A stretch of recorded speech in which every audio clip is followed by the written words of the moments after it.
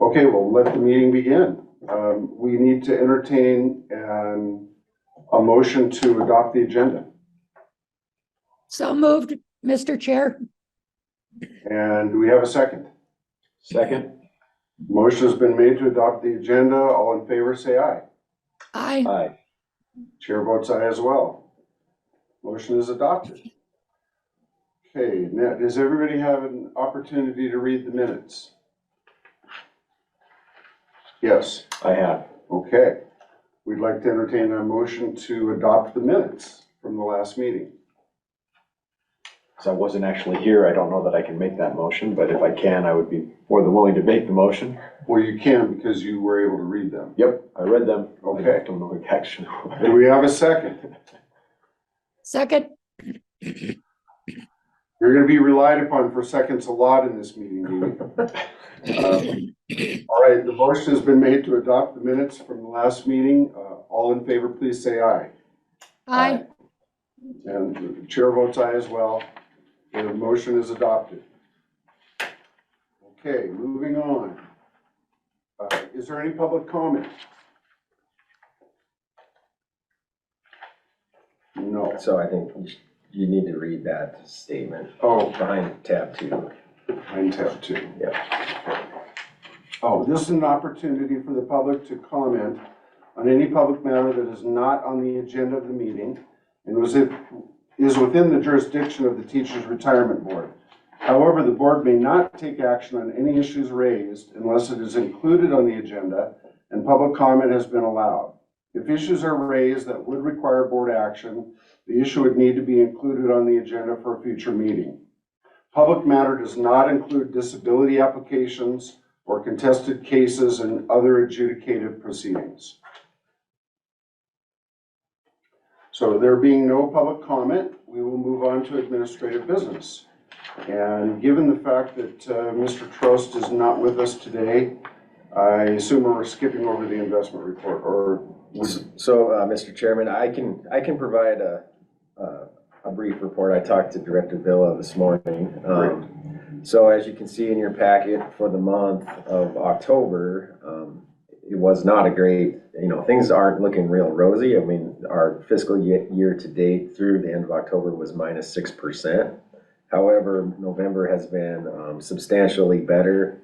And Director Villa told me as of this morning that we're actually above 0%. And of course, there's still a significant portion of the fiscal year remaining to potentially hit our return assumption, but we are at least above 0. Other matters going on at the Board of Investment, they just finished up their legislative audit. There were no findings, no recommendations. Assets are up. Their expense ratio remained flat, so that's good. And the other sort of big item that will be coming up is in December. At their board meeting, they'll be looking at our asset allocation. That is all put together, and they're not recommending any changes to the current asset allocation at the December meeting. Beyond that, I could answer questions if you have any about the performance report itself, but that was the update from the Director of Board Investments. I'll just add too that I've been watching the market pretty carefully. Inflation is coming down. It appears that the Federal Reserve is unlikely to continue raising rates, and in fact, most analysts expect that in May or June they'll start actually lowering them again. In spite of the international conflicts that are ongoing, the U.S. economy seems to be rather robust. So I expect a good close to the end of the year. November was one of the best months we've had in years, frankly. And I think December is probably going to be up another several percentage points. So I think we'll end up the year with a nice positive. May not be quite the objective, but it should be good. Yeah.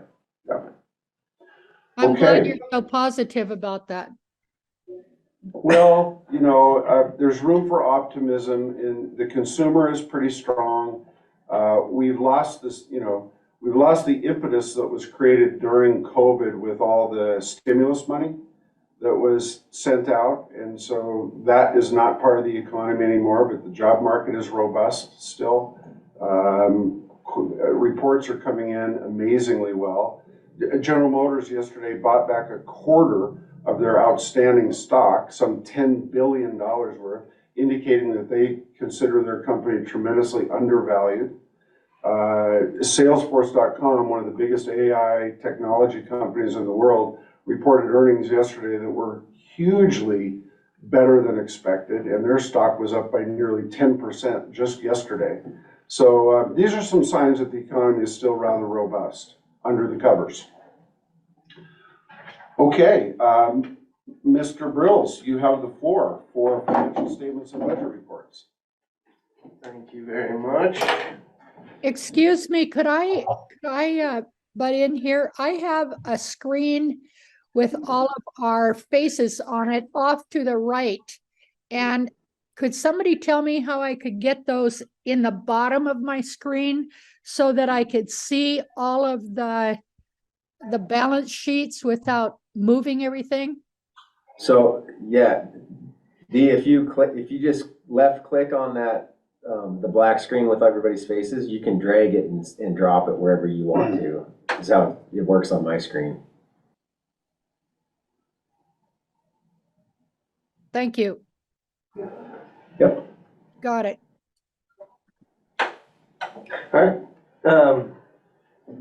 All right, members of the board, we're looking at the balance sheet on page 19 as of October 31st, 2023. For our new member, we look at these every board meeting. This is the balance sheet, and then we look at the fund balance statement and the investment revenue and administrative expenses by type, and then I'll go over the current budget for the year. Again, these are as of October 31st, and then there's always a comparison to 1 year previous, so October 31st of 2022 on the same financial statements here. So you can see, I mean, unless anything jumps out at you, feel free to ask any questions, but you can see the total assets as of end of October are actually up, $250 million in comparison to last year. I think last year we kind of went through a similar real slow economy right at the very end. Our investments really ticked up, and we ended up, 8% or 8.46% or something for the fiscal year, even though we were significantly behind that for the year up until June 30th. So yeah, you can see, obviously things we're down as of October 31st, but in comparison to last year, we're still, moving in the right direction. Year-to-date income is actually in the negative for the year, $181 million, but again, as of last year, October 31st, we were $226 million in the negative, and we ended up still ahead. So hopefully everything that Member Chamberlain said bears fruit. The fund balance statement, you can see on page 20, again, total revenue is negative at this point for the year, but still a little ahead of where we were last year at this point. And our expenses are right where we'd expect them to be. The main difference, of course, is always our benefits paid continues to go up every year. So that brings us to an end fund balance, $4.7 billion, and it's again about $240 million ahead of where we were at this point last year. Any questions on either the balance sheet or the fund balance statement? You can see on the following page where our investment revenue by source, most of our losses are coming from just depreciation of our assets. It's not like they're selling them off so those we're down $86 million for the year, but still looking better than we were at this point last year. if I could interject, I bring up this comment all the time, and I know you're not going to change it, but reading from the right to the left, to try to do math from the right to the left is very hard when I'm a left to right reader. Sure. I mean, I don't have any problem changing it, but it's, I mean, it is just kind of standard to have the most current on the left in most financial statements, but I know you financial gooks are just that's the way it is. We don't have the numbers, but I will just reiterate that the $181 million loss that we're showing, revenue over expenses, it accounts to about 4.5%. And in the month of November, the S&P 500 was up 11%. Now, our portfolio is somewhat, the board of directors, or the board of investments, good morning, overall investment strategy has a slightly lower beta than the S&P 500, about 70% of that. But that would indicate that we probably earned around 7 or 8% in the month of November. So when we look back at this in a few months, my expectation is that $181 million loss will actually show as a gain. So, especially when we get to year end. So let's hope that's correct. Yes, let's do it. As a new person, is there a goal that we're looking to have in this? So, I mean, our actual assumption is 7.3%, Okay. over a long time period. That's not a 10-year expectation or even a 20-year expectation. That's a 30 to 50-year expectation. Last year, like Nolan mentioned, we actually finished the year at 8.4% return, so we had an actuarial gain. As of right now, if the fiscal year ended at the end of October, we would have had a loss. And so as far as what our goal is to attain that 7.3% or higher. But there's going to be years where we exceed it, and there's going to be years where we fall short. But over the long term, we've always been able to, I mean, our inception to date number is still above the 7.3%. Okay. yeah, you can see that on page 14. There's the longest measurable plan return there. Inception to date is at 7.5% as of, it's kind of right in the, Yeah, on the performance report, yeah. on page 14. I don't know if you. That's great. Okay, now we have another individual. Does that conclude your? Yeah, I mean, I hadn't gone over any of the thing on the budget yet, unless there was any questions on the financial reports. This, again, the budget is as of October 31st. We do expect our budget to be a little tighter this year than previous years. I still think we'll end up with a surplus and won't have to, come back to the board for any, budget amendments or anything, but, we've had some unexpected expenses come up, and, we do have a small surplus, projected surplus in personal services, but we did, recently, I think, we have a new person coming on board, and so that,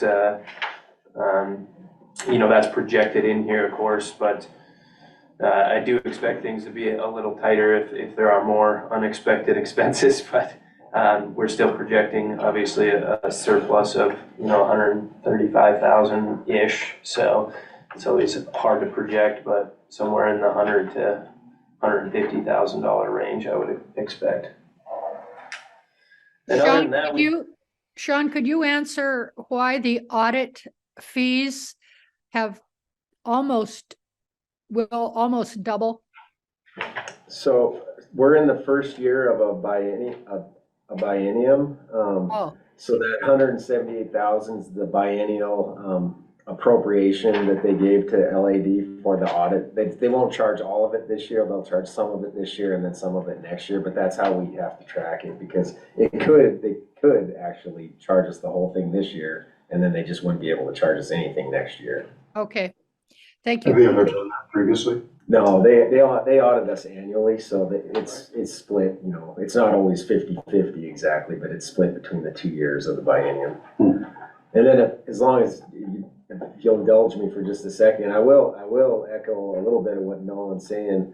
on our expenses. Pretty much every new renegotiated contract for various software that we utilize through ITSD has gone up fairly substantially here in the last couple months. So it's just a sign of the times when we all feel it in our personal lives. You know, everything is inflated quite a bit versus what it used to be, and we're seeing it now come through some of these, you know, contracts for software that we utilize. And a lot of those we have no choice. I mean, we're part of, if it's an enterprise contract, every state agency just gets allocated their percentage based on your users. So just something to be aware of. I'm well aware of that, $4.95. Yeah. By the way, Elliot, for your edification, and may I just say, we'd like to formally welcome you, and I failed to do that early on, but it's nice to have you. Thank you. And a question, Director Graham, on the actual expenses to date under those audit fees where it shows 9546, the fiscal year begins in July, but that still seems to be lower than the pro rata amount. Do they bill monthly or?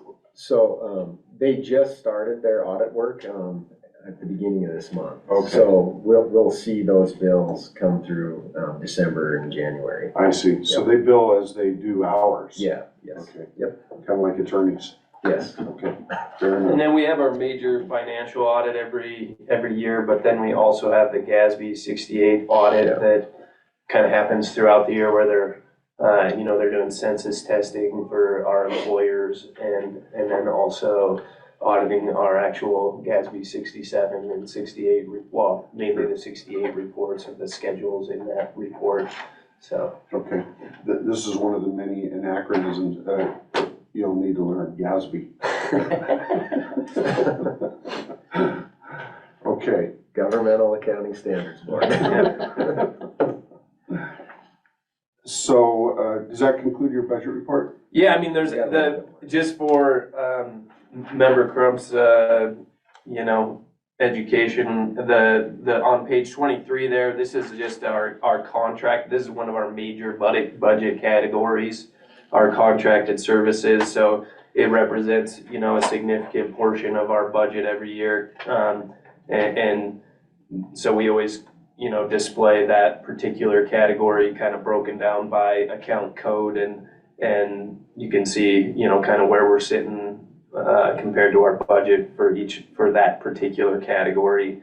You know, we're about 33% through the fiscal year, and we've spent about 27% of the budget, but really that includes those audit fees, which are kind of skew everything because they're budgeted biannually. So you know, really we're right on track because that 32.1% kind of represents the, you know, what we have control over, or more of what we have control over. There's a lot of fixed costs in there with ITSD, you know, all the ITSD expenses, so. Nolan, what constitutes medical expenses, medical services? So those are our reviews of, you know, our members that are. Disability Oh, reviews. right. Yeah, disabilities and, Okay. and we had some billing issues, so we're gonna overspend that category this year, but again, it's not gonna represent a huge portion of our It's not a budget. significant line item. Yeah, but we will account for that in our next budget, I think, so. Thank you. Right. So we expect that to continue to be above what it had been previously? So we've had a couple of fairly complex cases that required a lot of hours for our medical reviewer. And it really varies. I mean, some years we'll only have 3 or 4 disability requests, and some years we'll have 10 or 12 disability requests. There's really no way for us to gauge that. We'll certainly bump that up some next year. And then we're also investigating a service provider to take on some of this disability stuff. I'll bring more information about that once we get a little bit further down the road, but we may be looking at a proposal to do something a little bit different where we have an actual medical board that reviews these cases instead of a single individual doctor. That's nice. Yeah. That'd be good. And then the final page here is just the delinquent agency report. These are, we track to make sure that all of our employers are getting their wages and contributions into TRS in a timely fashion. They have until the 15th of the following month. So if you're talking about your September report, they have until the 15th of October to get that in. And then I start, sending emails and making phone calls. We do have 2 employers that are, significantly delinquent, Wyola and Hart Butte, and there's, there is a lot of communication going on in that aspect, so I won't address theirs. So with both of those districts, there's currently significant disruption in the administration offices. So we expect it'll be taken care of as soon as somebody gets in that particular role, or? Well, yes, we do expect that will get taken care of, and I mean, ultimately, it will get taken care of at some point when they have the funds. I mean, the funds for the employer contributions for retirement are automatically levied. I mean, they're county funds that are sitting there, so unless they were spent on something else, they should have the money to pay their employer contributions, and they would have withheld the employee contributions. So unless there's really rampant criminal activity going on, we should at some point be able to recover what's owed us. Are these frequent flyers for us? No, not really. I mean, this is kind of just more recent, this fiscal year problem. I mean, Nolan and his team have done an excellent job of keeping this, most of the time, there's nobody on this list at our board meetings. It's been good lately. Yeah. Director Graham, in the event that a school district would continue not paying over a long period of time, what action steps can we take? What recourse is available to us? I'll defer that one to our attorney. I would imagine we would go to court if we had to. To be perfectly honest with you, it's hard to say. We've never the money has to be paid to the retirement system. There's no question about that. I mean, it's an obligation, and it's a contract obligation of the state in any case to provide. At this point, we don't even know what employees worked and how much time and that sort of thing. So we could go to court, but we also would probably first investigate whether there are tax funds coming through OPI or that we could attach. There are statutes in state law that allow agencies to collect funds owed by other public entities as they flow through money providers.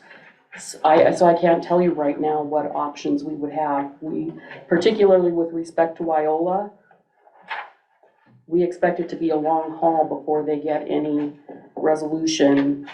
Part B, we've had less contact with at this point, but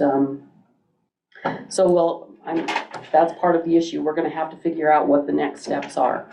How much money do we lose by not being able to get these funds, invest them appropriately?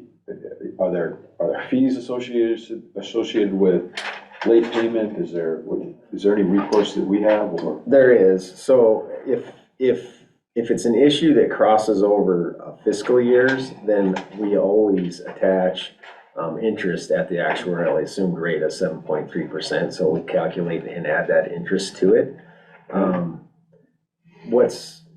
What's really a concern to me is, so for every month that those employee contributions are not in our hands and earning the member interest, which is currently 4%, those members are sort of, they're just kind of, SOL, for lack of a better word, unless we, attach interest and charge that to the employer. We typically don't do that because it's usually corrected within a month or 2 months. In this case, we're looking at several months, so Yeah. we may need to do that when we actually do get some movement on this from these employers. And our statutes actually make it the employer's responsibility at this point, even the unpaid employee's member not going to. contributions. be Correct. negatively impacted. Well, the employees are negatively impacted by the fact that their account balances with us are not correct. If they were to terminate and withdraw now, we don't even necessarily know who they are, but as far as, once the accounts are caught up, it will be the employer's responsibility to pay both the member contributions and the interest on the You member know, contributions. Sean, I'm wondering about, do we ever contact the school boards? I mean, they pretty much are, have oversight in these schools. Have they been contacted? Yes, they have, in the case of Wyola. Heartbeat, that letter is, it will be going out, either tomorrow or early next week. So we typically, when we get to the point we're at with these employers, we send the letter, it's to the superintendent, and we copy, the board chair, and in some cases, every single board member, as well as the county attorney, And the county superintendent. and the county superintendent of schools as well. Didn't Wyola just have a complete turnover in their entire board? They were all. Yes, and lost a large part of their teaching staff. Yeah. They have administrators and board members now teaching classes, Yeah. Yeah. from what I understand, so. And they're in disarray. I mean, and we, you only can push so far until they actually get their feet on the ground. That we're probably not gonna see any movement out of them, but they have been in contact. They have. So who's running their business office? Do you know, is it? Well, I mean, the person that I've been contacting is Latonna Jefferson, but I don't know, I mean, I haven't got much response. She's strictly speaking their clerk, their Yeah, district that's just clerk. their, and I don't know, if she's even still there, or, I mean, that's the kind of communication that there's been. A couple of weeks ago, they brought in somebody from Masbo Yeah. to help her. Right, But you can only, you can only understand how the process works so much if you don't have any money to remit. Right. Yeah. You're, And isn't Heartbeat on the reservation? yes, Both are. yeah. they both Yeah. are. They both are. Different reservations, yeah, right. reservations, but yes, both reservation schools. Okay, and Nolan, are you now completed with that? That's it, budget unless there's report? any further. Okay, and we have another individual, Nolan B, that will be giving us the annual conference verbal report.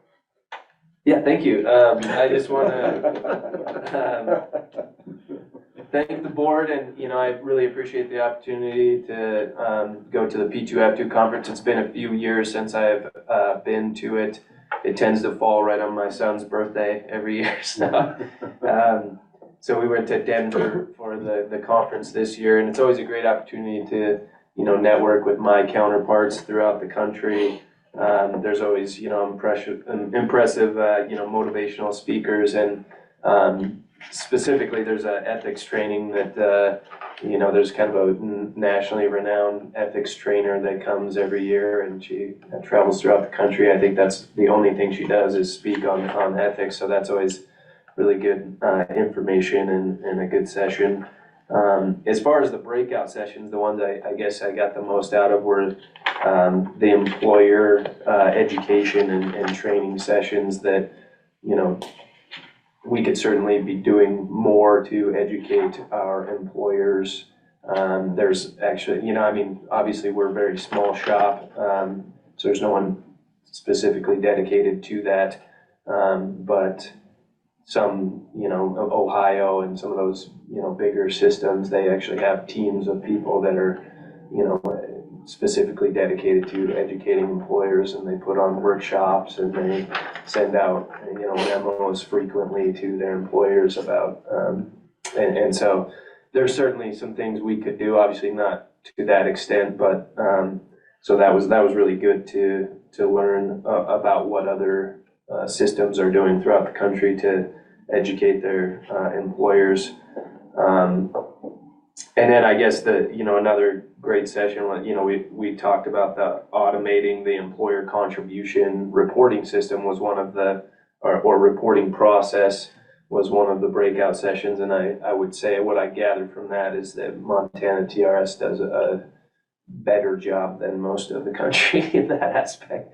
There's a lot of systems still working with paper and, you know, so our ImTrust system is very robust and we gather a lot of really good data, you know, through our reporting system, and we catch a lot of things that other systems don't catch with our errors and warnings that are in our system, you know, when they go to do their employer reporting. So, but I really appreciate the opportunity and hope to go again sometime.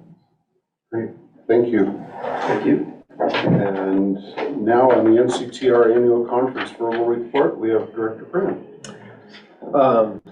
Thank you, Mr. Chairman. I can go first or I can go second. Dee Brown was also there. Dee, would you rather go first or you want to go second? Oh, no, go ahead. Oh, okay. Well, so similar to Nolan's comments, myself, Member Brown and Member Elliott went to La Jolla for the NCTR Annual Conference in October. Very similar in that a lot of the other system directors attend that conference as well as trustees. So I won't speak for Dee or Carrie, but for myself, I'm able to have those contacts, make those contacts and have those conversations with other directors on issues that we are all dealing with.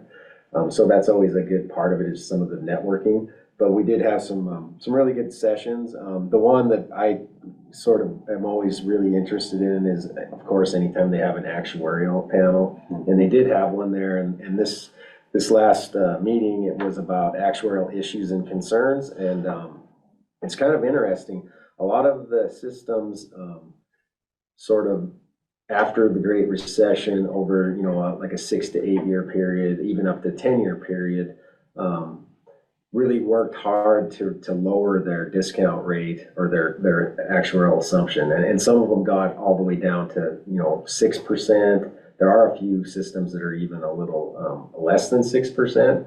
But the actuaries, with the current inflation status and capital market projections going forward, they're now seeing some of those clients moving back up closer to 7%. So they're starting to take action to increase. It's like that. I think they figured out they went a little bit too far, and then things have changed as far as inflation, especially because that's one of the building blocks for our actuarial assumption as well as our payroll growth assumption, which drives contributions. But I guess the short of it is they're now finally, 10 years later, they're starting to see systems coming back up, so closer to the 7% mark, which is interesting because every time I've ever gone before, it's always been, we need to go lower, we need to go lower, we need to go lower, and now everybody's sort of coming back closer to where we're at now. One of the other things, that they talked about, most of all the systems in the country, especially statewide systems, are all mature systems. They've been in place now for a long time. In TRS's case, we've been in state law since 1936, but we've actually had a teacher's retirement system since around 1900.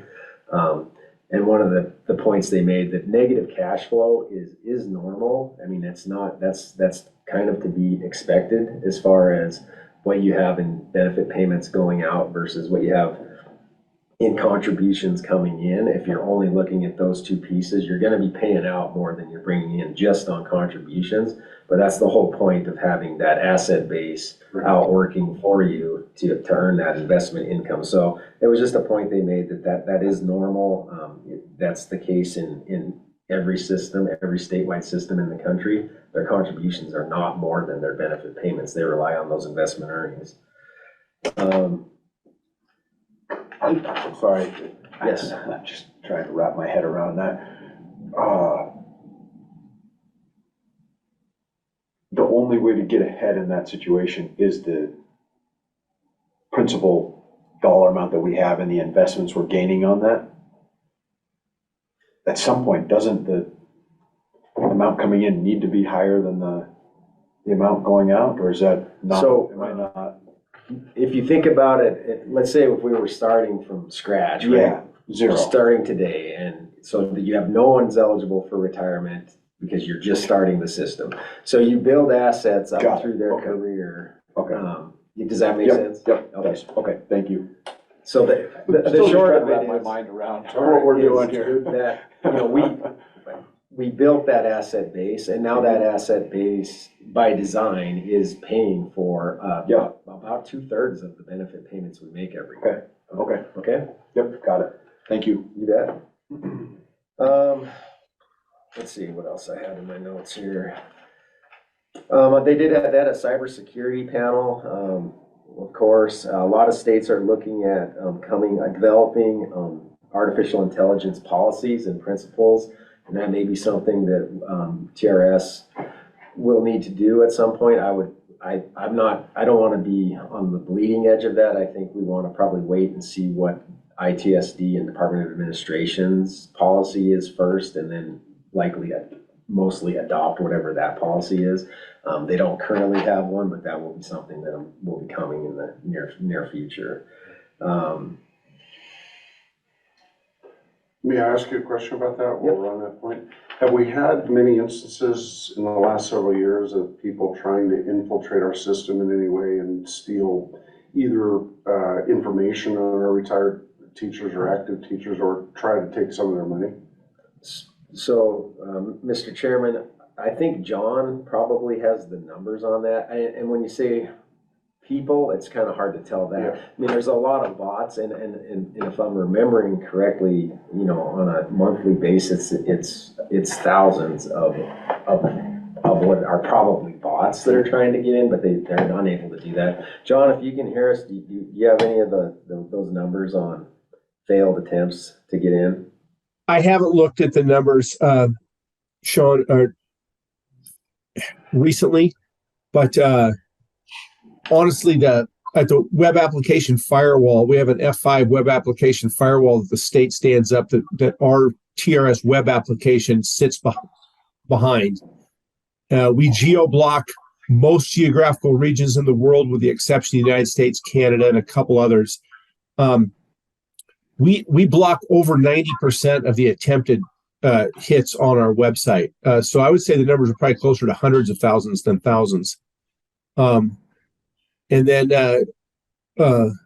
we also do a monthly scan, or a NESA scan, of our externally facing web applications. The State IT Services Division does that on our behalf. And they look for known vulnerability access points into our application as a proactive measure to help us. But I don't have specific numbers, but I would say at least 90% of the traffic that we see coming to our website is getting blocked at the web application firewall. Thank you.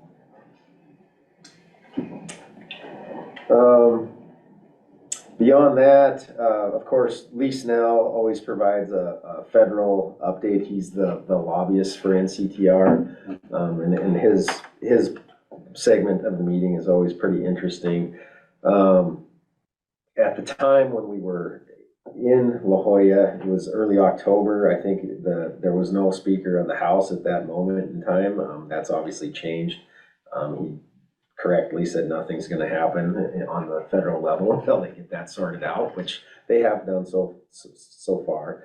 The only thing that sort of was new with him, as far as I was concerned, because most of the other things I've heard before, was on the required minimum distributions. 1959 birthdays. It is supposed to be age 75, but Congress needs to do a technical fix to get that done.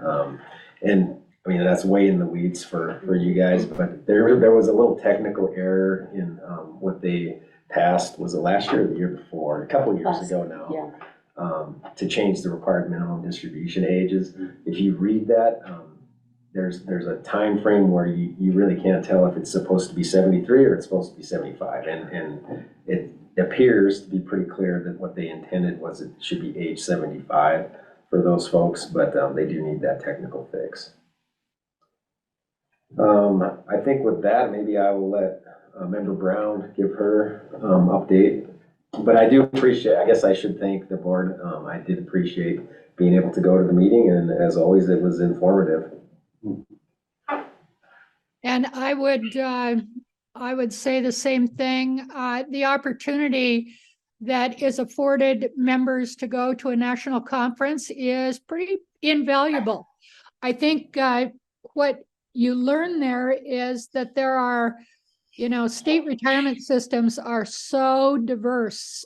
Some are actuarially better off than ours, some are worse. But the people who go to this national conference are ones of great diversity, many, many talents. And I'm glad that Sean hit on all the actuarial stuff and the AI. AI is not going away. I think Lee back there in DC is, you know, trying to keep his arms around what's going on, but that AI is something that the whole government and in our personal life will be concerned about, not only now, but definitely more in the future. Of course, they always at a national conference have wonderful speakers, and I think all of us who were there listening to the Teacher of the Year, Rebecca Peterson, a high school teacher out of Tulsa, were very, very impressed. I mean, the one thing that I really liked that she talked about was, you know, I wish I'd had her as a math teacher actually in high school. She meets with every one of her students individually so that she finds out where they're coming from. That relationship to her was number one. And I think really good teachers do that all the time, but it really sets a standard for all of us to find out where our students are coming from. Are they homeless? Do they have math anxiety? All of those things that happen in our classroom on a daily basis can be diverted somewhat if we take the time and build a relationship with our students. And I think she was a prime example of the wonderful teachers out there, and so many of them in classrooms in Montana too. There was also, I wish we had budgets in Montana that would afford the magician illusionist who talked about math and science. Math and science centered curriculum is something that we need to hone in on, be more aware of. I mean, the guy was spot on. He had different things set up in the lobby that we could test and try, and he goes to different schools. So if any of you have a huge budget, I would encourage to hire the guy and get your kids excited about math and science.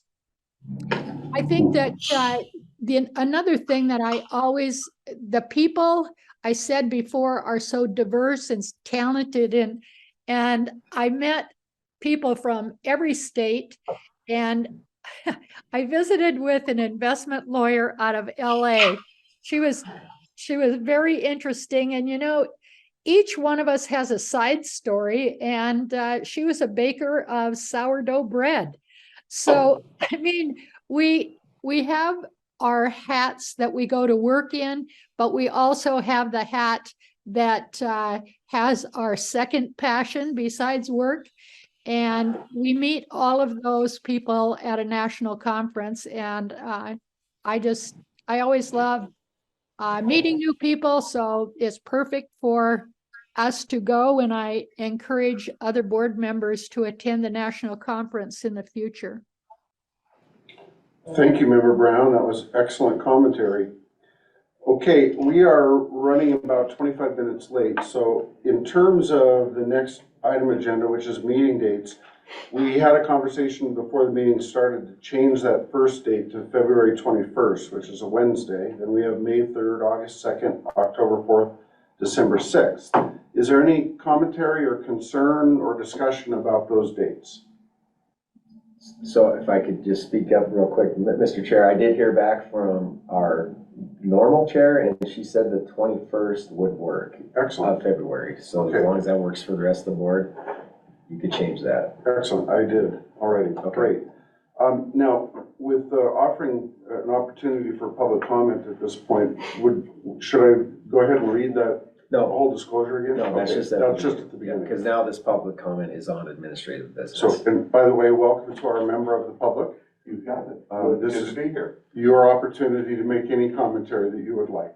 Well, folks, I'll just introduce myself for now, if that's okay. I'm Eric Burke. I'm the Executive Director of the Montana Federation of Public Employees.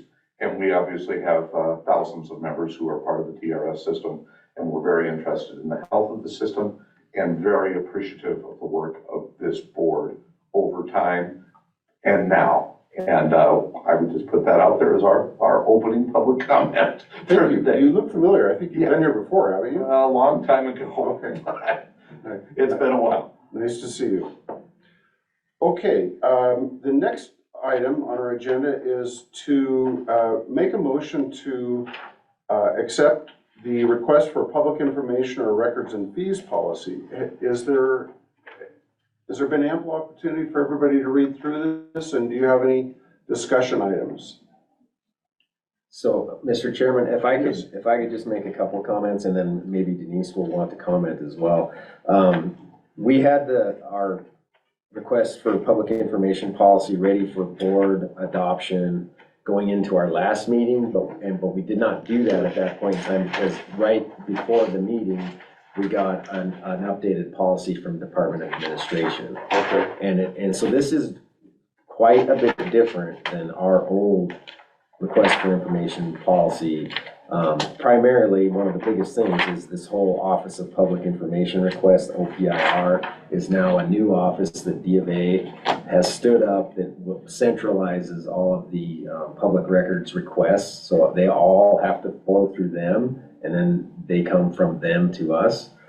So it is substantially different. I will tell you though that what is incorporated here is mirrors D of A's policy to the extent possible. And so for all intents and purposes, it kind of is what it is as far as this is pretty much what we have to adopt. And Denise, if you have something else you'd like to add, certainly feel free to do so. But Typically, our policy is a two-part process, so you heard it first, I believe, at the August board meeting. The proposed changes to our then existing policy. This is more a change of internal process than it is a change of, anything that the board will ever have any concern with. But as Sean said, the objective now is that all executive branch agencies funnel their records requests through the Office of Public Information Requests because of statutory changes made in the last legislative session that add shortened timeframes for responding, and ultimately a reporting requirement starting, I think, January 1 of 2024, and funneling them through a single office will allow the reporting of public records requests to be aggregated and posted in one place, et cetera. So internally, it's a change of process, but the same standards in that we still have control over the response to requests for public information that come to TRS. It's still our obligation to analyze and assess and make the determinations about whether an individual privacy right exceeds the public right to know, et cetera. So May I ask you this? Over the last several years, let's say 5 approximately, a two-part question. How many requests for public disclosure have we had? And if we get more than that in the future, would this document that you're now going to be under, assuming we make a motion and adopt it, would that substantively increase or decrease the amount of labor and effort that you'd have to put out internally in order to accommodate? again, because the obligation essentially to determine whether something is public information or not still lies with us, I don't see it personally as being a big change in overall work time, and not having to be responsible for the aggregating and the reporting part of it on the end takes away what would end up being an increase in internal staff time and that sort of thing. So I think it's kind of a wash. Excellent. How many we've had over that period of time? We get a lot of requests that are strictly speaking requests for investment information, which get transferred to BOI. Okay. We can't respond to those. You know, It's less than, I mean, if we have few a three, year. if we have three in a year, that's, yeah, I mean, that's probably about what we would have. where But we if do it's not- substantive work. I remember the one that we had 6, 7 years ago that was pretty substantial. Yeah. Right. Okay. All right, so any further discussion or Yes. questions? Denise, I have a question. Is there a timeline that the Department of Administration has to abide by in order to let you know something's going on? Or if somebody's out of the office and it takes, they're out a week, you have one less week to reply? What's with that? There are definitely timelines in the statute, and we had sort of outlined those in the August proposals. There's now a requirement that within 5 business days, you have to acknowledge receipt of a request. So part of this policy, and changes have been made to our website that make it clear now that records, public information requests have to be directed to the Office for Public Information Requests, and until they go there, that time frame, that acknowledgement requirement is not triggered. So it's on our website, it's in our policy. There's a direct link from our website to the Office for Public Information Requests. If we receive them internally, we send an email to the person telling them that they need to make their request to OPIR and how to do that. So yes, there are definitely timelines, and that was part of what, you know, they were trying to streamline with this process, was making sure that records would, you know, record requests would always be managed within the applicable timeframes. Thank you. Mr. Chair, I move that we adopt the public records policy. Thank you. It's been moved that the public policy is adopted. Do we have a second? I'll second that motion. Any discussion? Seeing no discussion, all those in favor of adopting this motion to adopt the public information policy, please say aye. Aye. Aye. Those opposed? I apologize, Member Brown, was a little premature there. I heard you say aye. Chair votes aye as well. Great, that is unanimous. The policy is adopted. Director Graham, on this document that I am apparently to sign, both of those dates would be the same, today's date, correct? Yes. Okay. Yep. Great. Okay. So the next meeting date is now February 21st, 2024. Hope to see all of you here. And we're now going to move to the Executive Director's Report. And Director Graham, that is your bailiwick. Yes, sir. Thank you, Mr. Chairman. So I'll try to catch us up a little bit on time. We did advertise and hire our new communication specialist, and her name is Jennifer Van Sickle, and we are looking forward to her coming on board on December 18th. I think her and Darla are going to make a great team. She has a really great background, and I think she's going to do some great work for us. As far as operations update goes, in order to provide Ms. Van Sickle an office, we did convert the training room into an office, and we set up some used cubicle furniture for Member Brown in that office. It's actually very nice, pretty new stuff. It's only 2 years old, and it was downstairs being not utilized at all, so I was able to purchase that from another agency in the building. And we, you know, unfortunately, I don't know if it's fortunate or unfortunate, but since COVID, I think we've used that training room for actual training maybe once or twice. So that space was kind of going unutilized anyway, so it made sense to do that, unless or until at some point in the future we're able to do a little bit something different in this building that provides us enough room to where we should be stable now for several years. The other thing that I've, just to update the board on, because this is one of the strategic planning items, is I have been reaching out and scheduling my attendance at the spring mass meetings. In fact, our new board member, Mr. Crump, is the president of one of the regional mass groups, and he and I have been in contact, and so it looks like I'll be in Wolf Point in March 6th, in Havre March 7th, Lewistown March 12th, Billings April 3rd, Great Falls April 4th, Miles City April 10th, Manhattan April 17th, and Kalispell May 8th. So those are all scheduled. Are there any questions about the staff update or the operations update before I move on? Okay, seeing none. The State Administration and Veterans Affairs meeting was held on November 8th. I presented the results of our actuarial evaluations to that committee. And then they had a substantial portion of that meeting set aside for the Senate Joint Resolution 4 Pension Study Committee. And just as a reminder, as of right now, at least, the entire SAVA committee plus 4 members of the Legislative Finance Committee make up the SJ4 Pension Study Group. This was their first meeting, so they spent a lot of time discussing the things that they want to study over the interim. And they did not really adopt the entire interim work plan, but they adopted the work plan for the next meeting, which is mostly going to be dedicated to understanding the pension reform that went into place in 2013 and how that has impacted both TRS and PERS, as well as some of the historical contribution levels.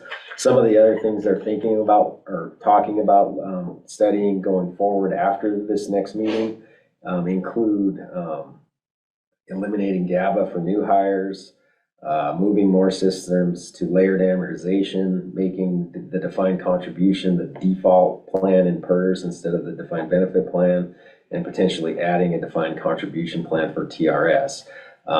Again, I mean, those are all just sort of ideas of things to study.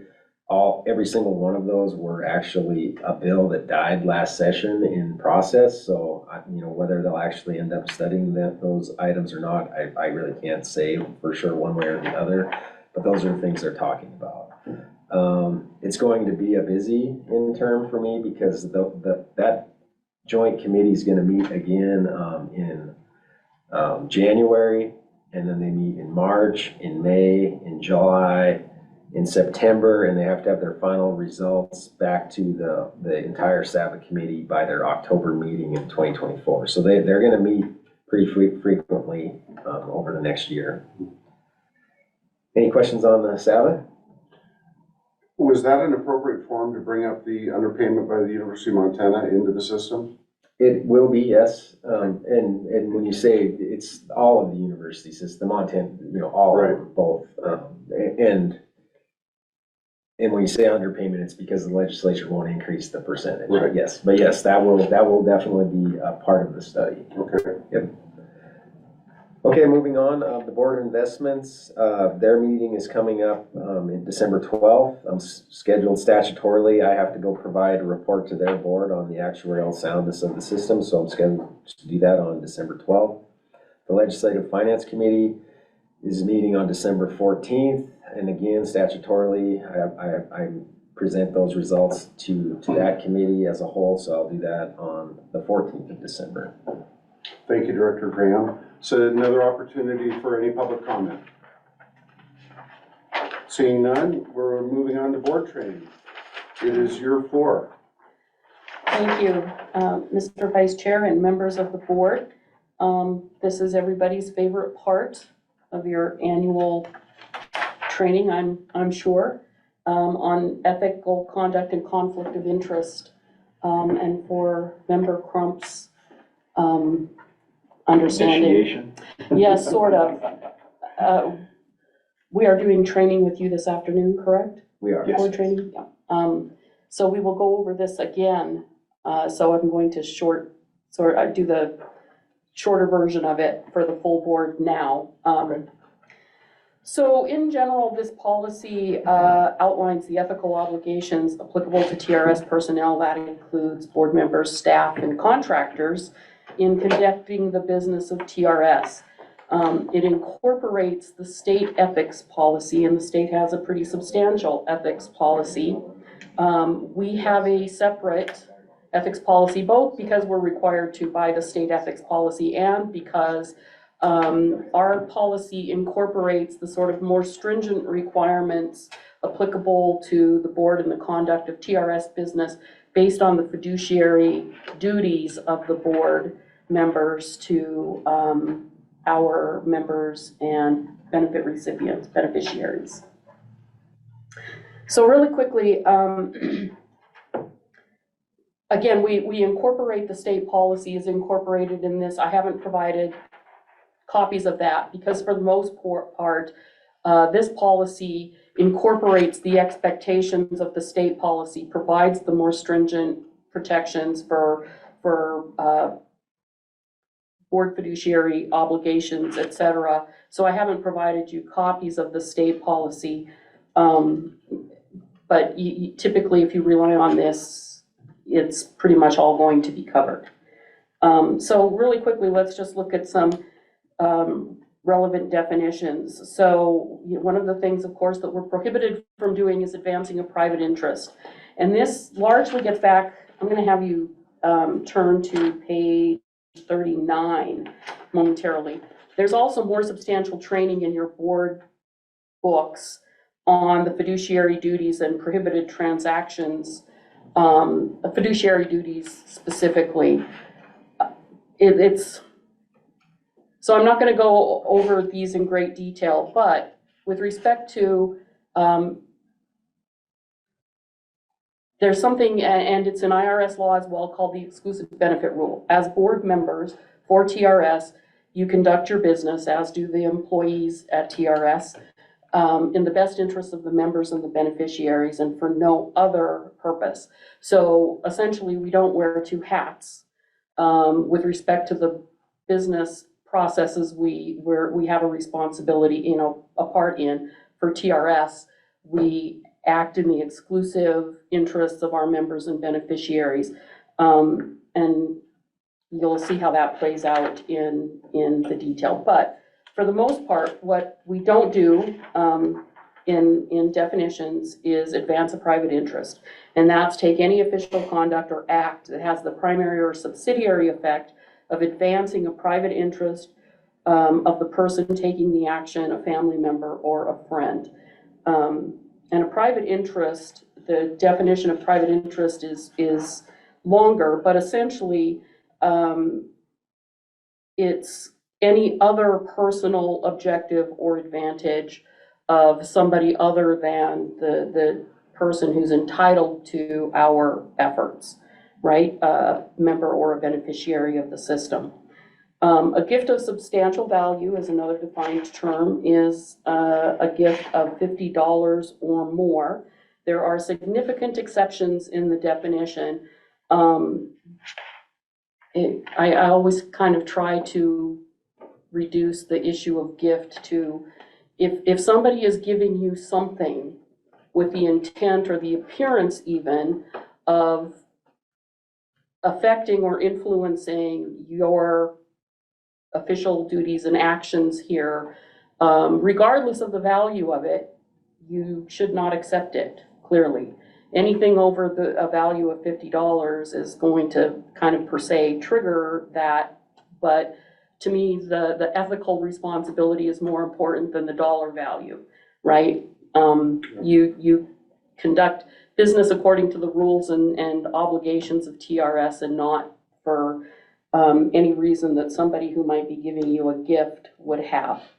The definition of an official act is essentially an action or inaction that involves use of discretionary authority related to TRS administration, operations, or assets. So essentially, all of the functions the board members and TRS staff members perform that are part of their job functions and duties with respect to the retirement system are official acts. A transaction or a business arrangement is any process, deal, or negotiation necessary to the conduct of the business of TRS. Now, it's going to be used later on where, so I want you to keep in mind that when I say transaction or business arrangement, that means the business of TRS. There are other transactions and business arrangements, of course, that are things you can't involve yourself in appropriately. So all of the official business and governance processes of TRS are any board action you take to approve policies, that sort of thing, any decisions you make on contested case matters for TRS staff, processing of benefits, all of those kinds of, pretty much everything we do is a transaction or a business arrangement as it's defined in this as well. So the policy is, the TRS has determined that engaging in any action or conduct contrary to or in violation of these principles of ethical conduct is inconsistent, incompatible, in conflict with, or inimical to the duties of TRS personnel. So we've outlined appropriate conduct, and essentially it is that TRS personnel, including TRS board members, perform their duties at all times in conformity with applicable law, policy, and the requirements and expectations of communicated to them in initial and ongoing training, education, and supervision. I hate to go specifically through all of the list, but so I'll pull out the highlights. TRS personnel shall avoid any circumstances or conduct that would constitute a conflict of interest or give rise to an appearance of a conflict of interest. We will talk more specifically about conflicts of interest at the end of this. Refrain from financial and business dealings that would tend to reflect adversely on the individual's impartiality or interfere with the proper performance of functions and duties. Communicate promptly, this is what I call the tattle rule.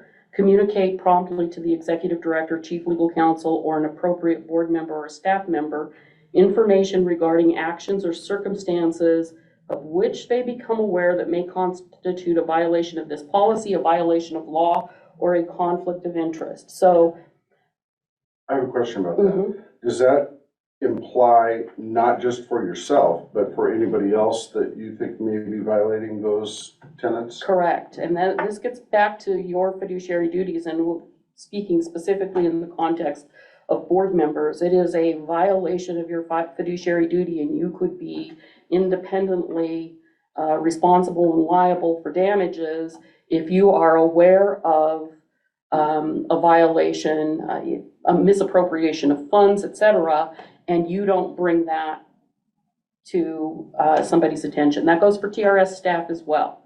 So you not only have to constrain your own conduct, but if you become aware of violative conduct on the part of anybody else, in the sphere of TRS influence, you have an obligation to report that as well. One more question about that. So in a theoretical world, forgive me for even bringing this question up, but because I certainly don't expect to ever be in this circumstance, but if we saw some sort of malfeasance and the people that we were supposed to take it to, legal counsel and the director, were not appropriately responding, what would then, because it's not delineated in here, what would then be the next level of appropriation for that information? So if you're talking at the board level, of course, bringing it to the board chair, bringing it to the attention of all board members for appropriate conduct would be the correct thing. If Sean and I were colluding to steal money from the retirement system, your obligation as a board, as board members, may be to go to the Attorney General of the state of Montana, or, proper legal authorities. And we address that kind of issue internally with respect to some positions like legal counsel, whether it's stated in my job description or not. If Sean is stealing from the retirement system, I have an obligation, even though he's my supervisor, to go over his head. I understand. So it all kind of, Okay. we expect people to use common sense, but yes, you cannot stand by and watch illegal conduct occur with respect to TRS and not take some action. Thank you for your answer. There are a long list of things that TRS personnel cannot do. And this is essentially, you can't use your TRS position for any purpose other than conduct of the duties and responsibilities you have to TRS, or act in a manner adverse to TRS, or appear to act in a manner adverse to TRS. So just a few of the highlights. You can't use retirement system time, facilities, employees, equipment, or supplies to advance a private interest or for any other personal objective. Interestingly enough, in this particular, for instance, with TRS staff, training for TRS staff includes the fact that if you are processing benefits and you have a family member who's a teacher and applying for retirement, you don't process their application for retirement benefits. One of the other staff members does that. So it gets down to that sort of granularity.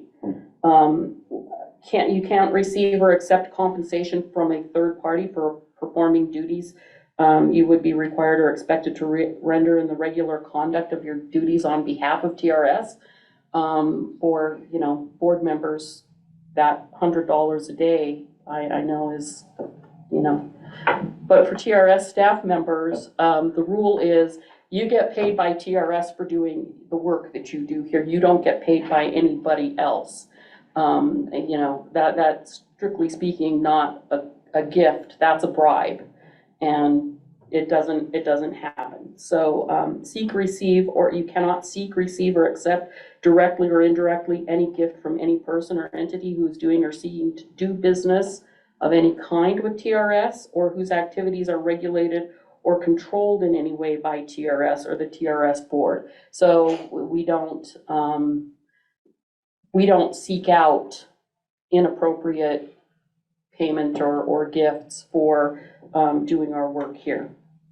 We cannot use our TRS position to influence the employment of a family member or friend with TRS, or with any person or entity that does or seeks to do business with TRS. So TRS staff don't involve themselves in contracting for services, supplies, or that with family members. We don't advocate for our family members or that to be employed by contractors who are doing business with us. All of those things are prohibited. We cannot perform any act or conduct other than in our official TRS personnel capacity that we know or know will or may be subject directly or indirectly to control, inspection, review, audit, or enforcement by TRS or the TRS board. I'm kind of the best example in this one. I cannot represent clients who have an adverse interest or have clients who have business interests who are seeking to do business with TRS. I'm sorry, were you? I was I'm gonna sorry. ask something, I'll let you finish though. Okay. I have a tendency to just end sentences without them clearly being the end of a sentence. So go ahead if you have. So, as an administrator, I've had the opportunity to work with a lot of teachers over my 15 years in Montana. Yeah. If any of those employees have an issue or are working with TRS, do I need to excuse myself from those? We will talk about that in the conflict of interest. I mean, that truly is a conflict of interest potentially. Okay. Yes, and as I said earlier, when I came over to introduce myself to you, my first statement was, we don't have any disability applications to review. That's typically the first thing you're going to, the conflict of interest issue. I go around and I inform all board members of the name of the applicant, what school district they work from, ask whether you know them. Just knowing them may not be a conflict of interest, but advocate, knowing the details or that of their circumstances, having, we've had board members before who have been union reps who have sort of represented the member in dealings with that's a conflict of interest. Yeah. If it appears that you might be taking action or advocating on behalf of somebody, Okay. So yes, it could be an issue. Okay. It may not be an issue, and it might be resolved simply by putting the the appearance of a conflict on the record and taking appropriate steps to distance you from taking action or that sort of thing.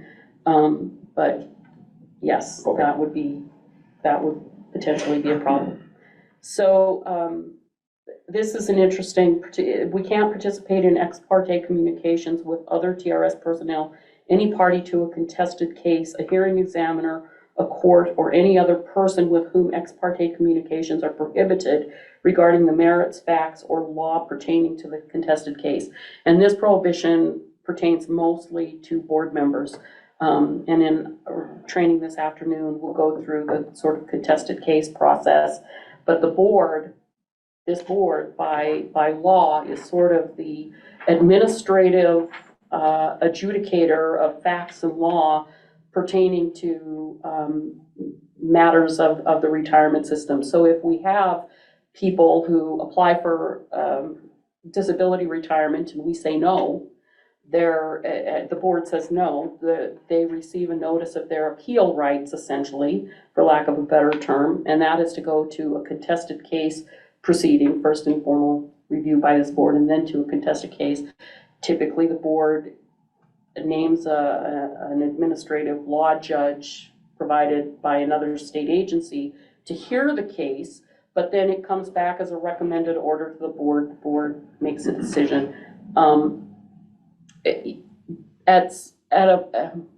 To put it simply, I'm legal counsel for the retirement system. I don't represent our members, and I don't represent our board in contested case matters.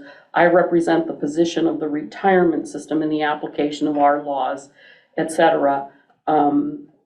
So we can't, once there's a contested matter at hand, we can't have conversations about the law or facts pertaining to that matter, because I can't tell you what I think the right answer is, and you take that as advice from me.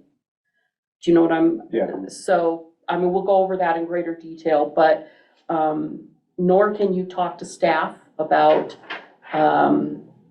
any contested matter that might come before you and the records of the member or that sort of thing. We'll go over that in greater detail, but that's one that really mostly pertains to the TRS board. We can't make or publish, and this goes for staff and for board members, but probably more pertinent to board members too, publish or make any statement to the media, state administrators, legislators, legislative staff, or members of the public that purports to represent TRS's position or policy on any matter or subject before the board has formally adopted a policy or position on the matter or subject. So this doesn't prohibit TRS personnel from acting within the scope of their duties, responsibilities, and authority from publishing or making statements regarding well-settled matters pertaining to the retirement system. So, I mean, things that are routine, like, can a retired TRS member go back to work for a TRS employer with no limitations? No. The answer to that is no. That's a simple, well-settled, you're free to provide. But if somebody were to say, what is the TRS, does the TRS board support a particular legislative proposal? You can't say what the TRS board's position on that is until the TRS board has determined what its position is, right? That doesn't prevent you from acting in your personal capacity to provide testimony or that on any legislative. You're a citizen of the state of Montana, but if there's any prospect that your communication will be confused with the position of the board, you need to make it clear that you're acting in your personal capacity and not as in your capacity as a TRS board member. We can't allow any family, social, or other personal relationship to influence our conduct or judgment in the performance of our TRS duties, falsify any document, record, request for reimbursement, or fail to make or record proper entries or information on the books of the retirement system. We cannot knowingly agree to participate in, condone, or conceal any illegal activity or violation of TRS board policy. Sort of just a different iteration of the have to tattle policy. Can't do it yourself and can't allow anybody else to do it. I'm, again, because we do other training on fiduciary duties in greater detail. I just always point out how your fiduciary duties fall right in line with your ethical responsibilities, and the biggest of them is the prohibition against self-dealing and the duty of loyalty, which is sort of colloquially termed the exclusive benefit rule. Again, everything you do in your capacity as a TRS board member is in the interests and for the benefit of all of our members, not each individual member, but fair, equal application of TRS statute and policy, et cetera, in the best interest of all of our members. Now, conflict of interest, specifically what you asked about, and there's greater training on that, but the conflict of interest exists when there is an actual circumstance or the appearance that your objectivity or independence in the performance of your duties on behalf of TRS is impaired or may reasonably be viewed as being impaired because you have a private or other personal interest or a relationship with a person with a private or personal interest in the action that you're taking. Cannot happen. And I always sort of jokingly say the best way to prevent a conflict of interest is not to have a conflict of interest. It hasn't occurred in the past, but it is potentially foreseeable that, I mean, certainly we've had people have conflicts of interest with disability applicants, but it's also possible that a board member could have such a overarching sort of conflict with some portion of the business that we do, that the appropriate thing is that they not be a board member.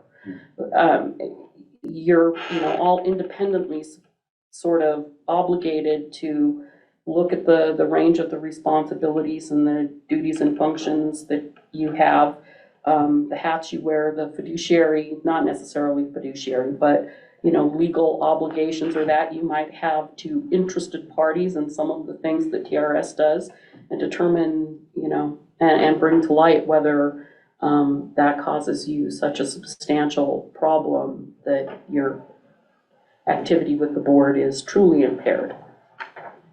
And conflict of interest is always not just whether you are actually changing your behavior for an improper purpose, but if there is an appearance or can reasonably be an appearance that that's what's happening. So sometimes your external relationships are as important as the conduct that you're actually undertaking, right?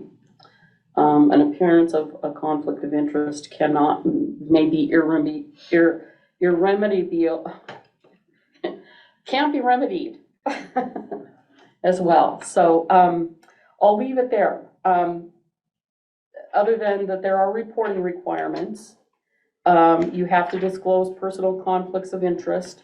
You and our staff members every year go through the process of looking starting on page 43 is. So can I go jump ahead, in real yep. quick? So this is the ethical conduct questionnaire. So this form, as well as the per diem election form that's in your packet that you as board members will need to fill out, will be emailed to you as soon as we finish this training, and you'll be able to complete it and submit it back to us through DocuSign. So we'll use DocuSign for actual completion of this form. Great. So go ahead. Yeah, and if you have a real attachment to paper forms, but frankly, the DocuSign thing makes it so much easier to just electronically file these forms, so that would be.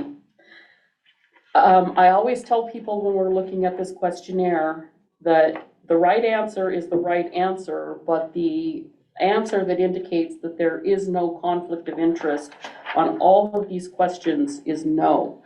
So again, the relevant definitions are provided at the beginning of the questionnaire.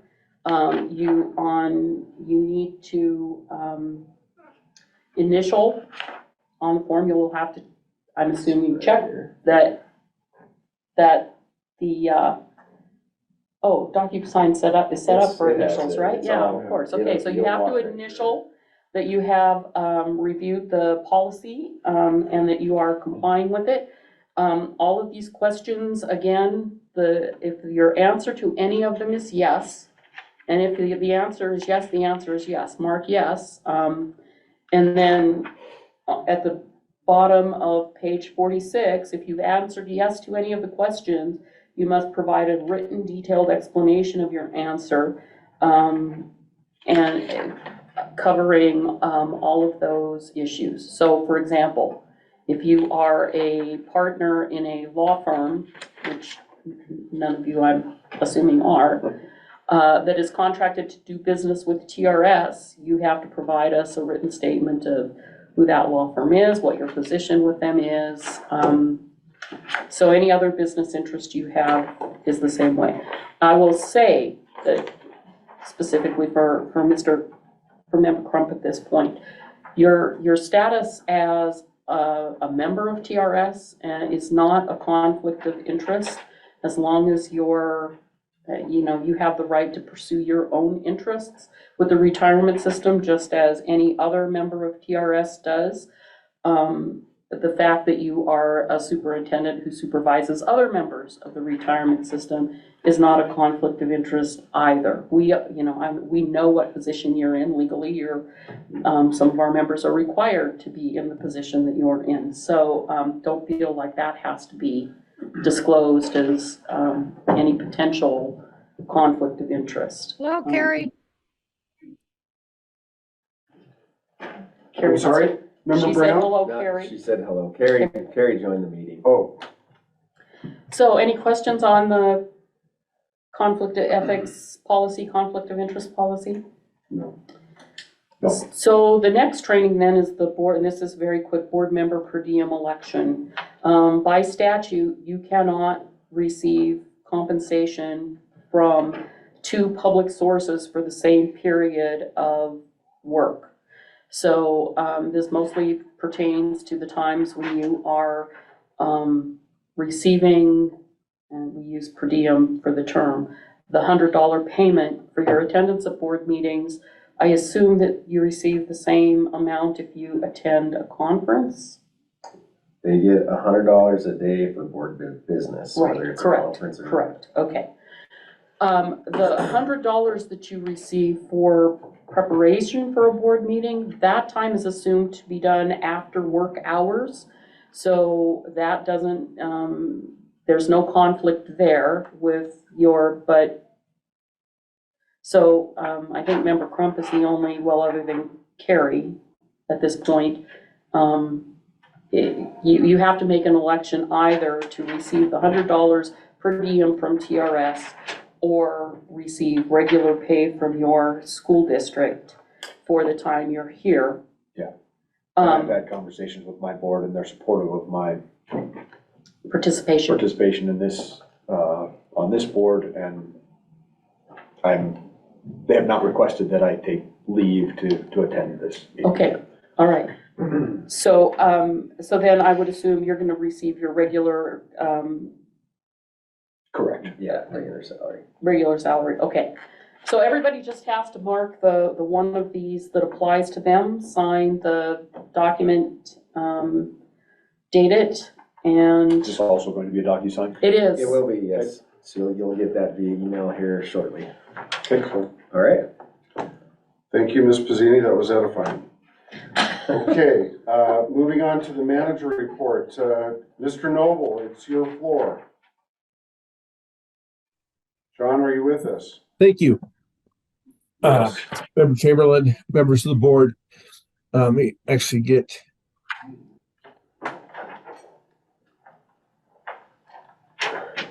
Sorry, I'm not in there with you today. I have a very nice Christmas tie on, but I am feeling quite a bit under the weather. And Sean said I should drink turpentine and stay quarantined. So I'm in here in my office. I know we're running behind, and it is a kind of a internal to TRS joke that I am long-winded and love to talk. which I have no idea where that came from. So I'm going to make this really short. Starting on page 50 is the infrastructure update.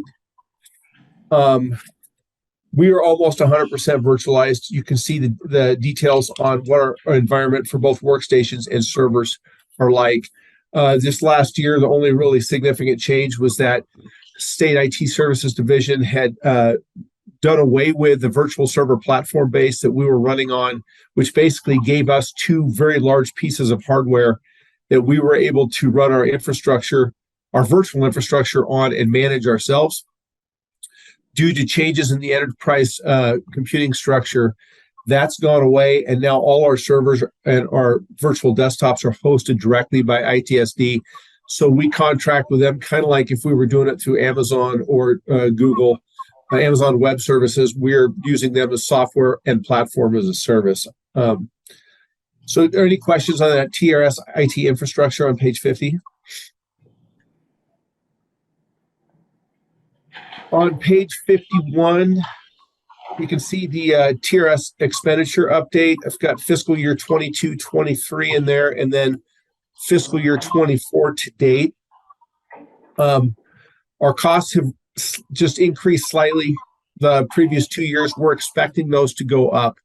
The move to our new compute environment through ITSD hosted servers looks like it's going to cost us hopefully about the same as what we were paying. We're still kind of feeling out the details on that.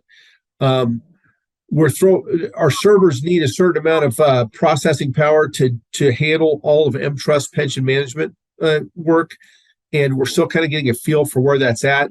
With the new structure from ITSD, every time we increase memory or CPU usage on one of our servers, we pay another $900 a year rate for almost another server instance. So it's just the method of how they're marketing their services, and we're working those details out, and it'll be in the fiscal year 25 budget, or for that next biennium. We'll have a pretty good idea of what our total compute for SIT SD is going to look like. John, can I ask you a quick question? Yes, sir. Under the fiscal year 2024 year to date, the 60,000 that's showing in the bottom right-hand corner, is that through October?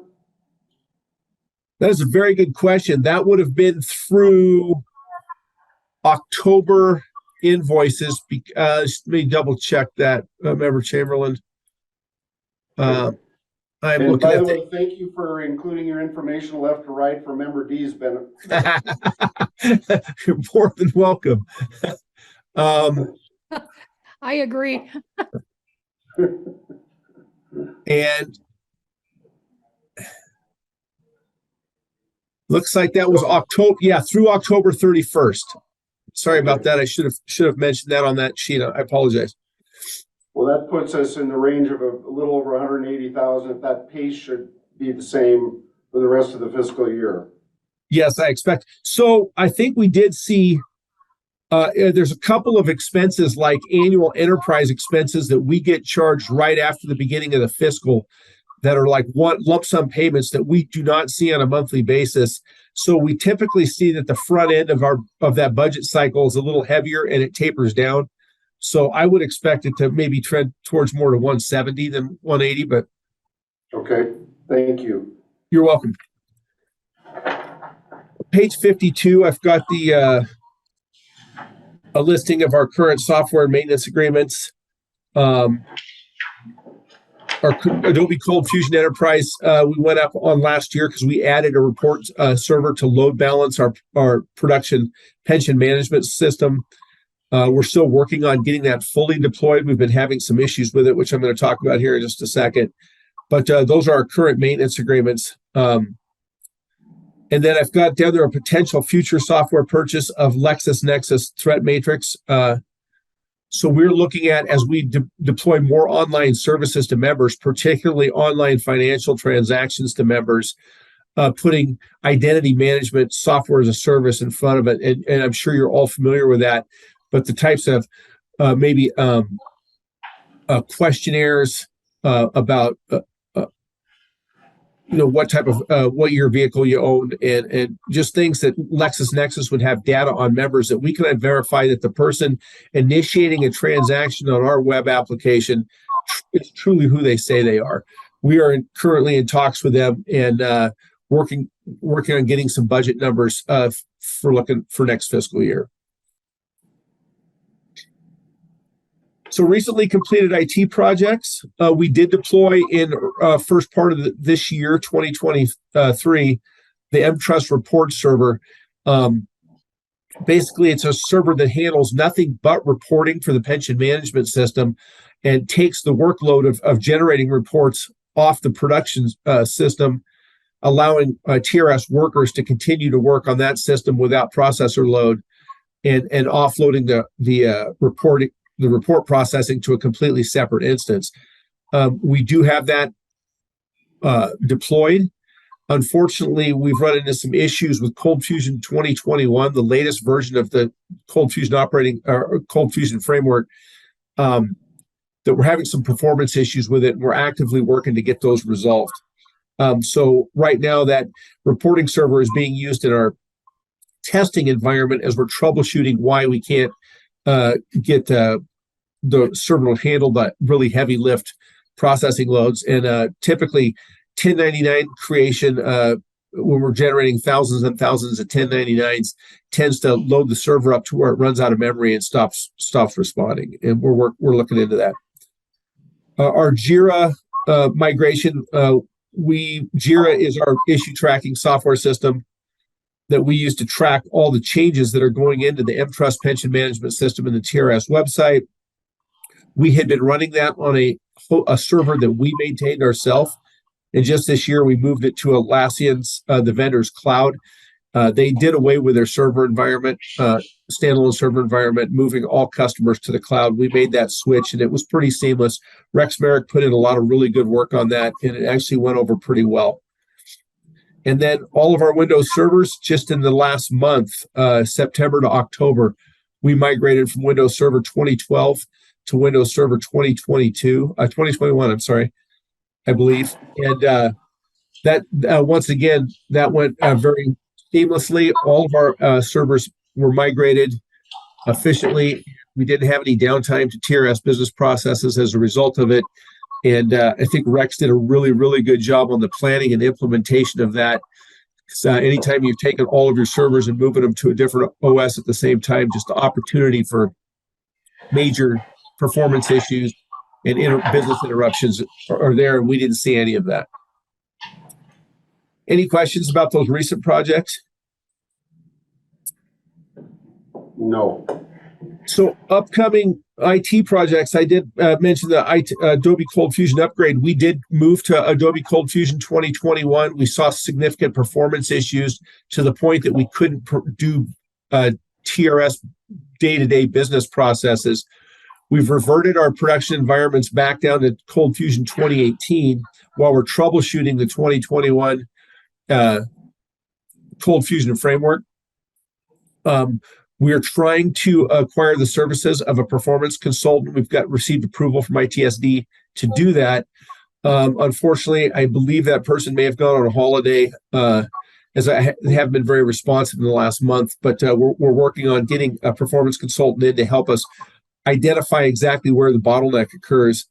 Unfortunately, Cold Fusion 2018 is no longer a supported framework for Adobe products, which means we're no longer receiving updates on it. So we really do need to move that to the later version of the software. So that's going to be something we're continuing to work on through the rest of this calendar year. And then our next major project from an IT standpoint is going to be moving our source code repository. Currently, we're using Subversion as a source code and version control system. We have a server dedicated for just running that software. And we are going to be moving to a state-hosted enterprise version of Git, which is a competitive source code repository. It is, in the last 5 to 8 years, has become more of an industry standard for source code repo and version control. And just as a background, all of the code for mTrust and the TRS website sits in the source code repository. We can see every change that was ever made, who made it. We're able to revert and deploy that code out to servers. So it's an industry standard to have a repository like that as a backup for our intellectual property. The subversion we've been using is no longer supported by the manufacturer CollabNet, and the state has an enterprise Git solution that is part of our enterprise rate. It only makes sense for us to make that switch. Rex and I did take a Git training class about a month ago, and which was very informative, and we feel pretty comfortable in making the move forward on that project, and hopefully going to be doing that in the first quarter 2024. Any questions? No. No, but I like your tie. Thank you very much, Dee. I appreciate that. So, John, thank you. That was nice and succinct, and we hope you get well soon. And we're Thank right you on time. Thank you very much. I appreciate it. Okay, real chair, Elliot, are you there with us? She is. Let me stop sharing.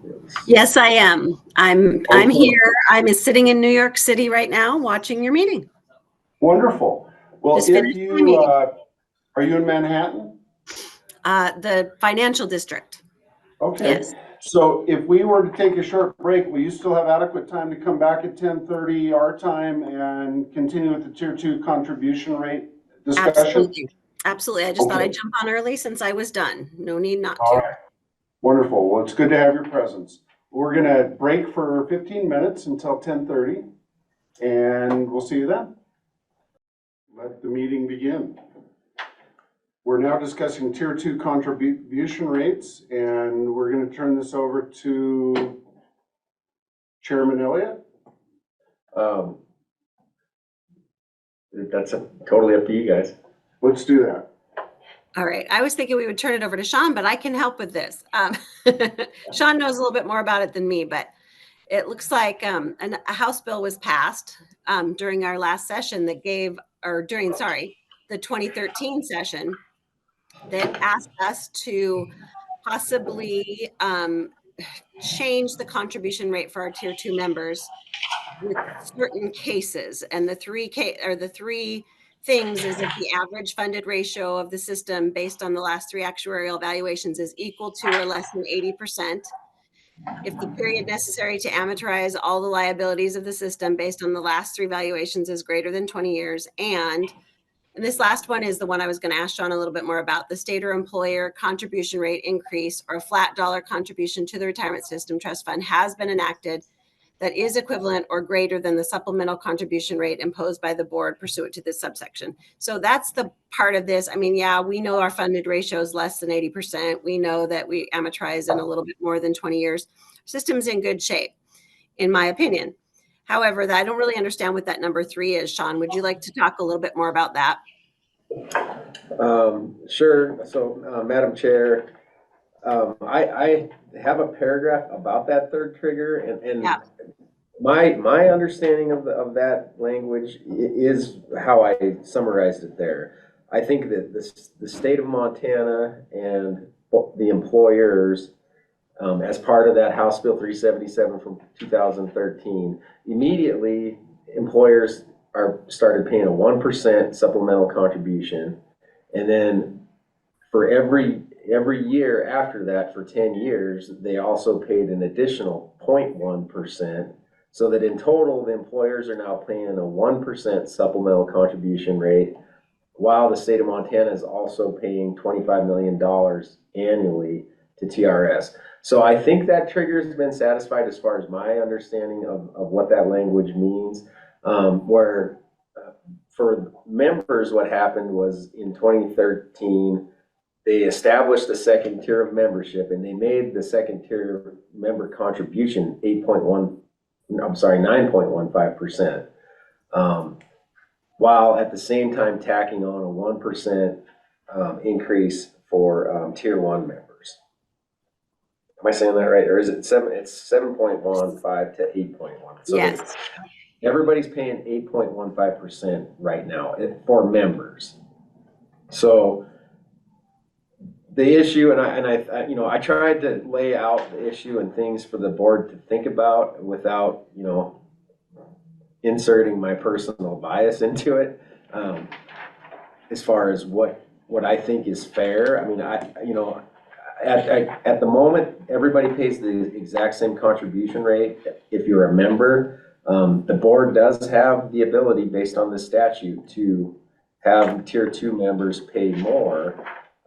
But I think I laid out for your own discussion purposes and your own sort of education what the pros and cons are. So I hopefully I answered your question, and I probably should be quiet.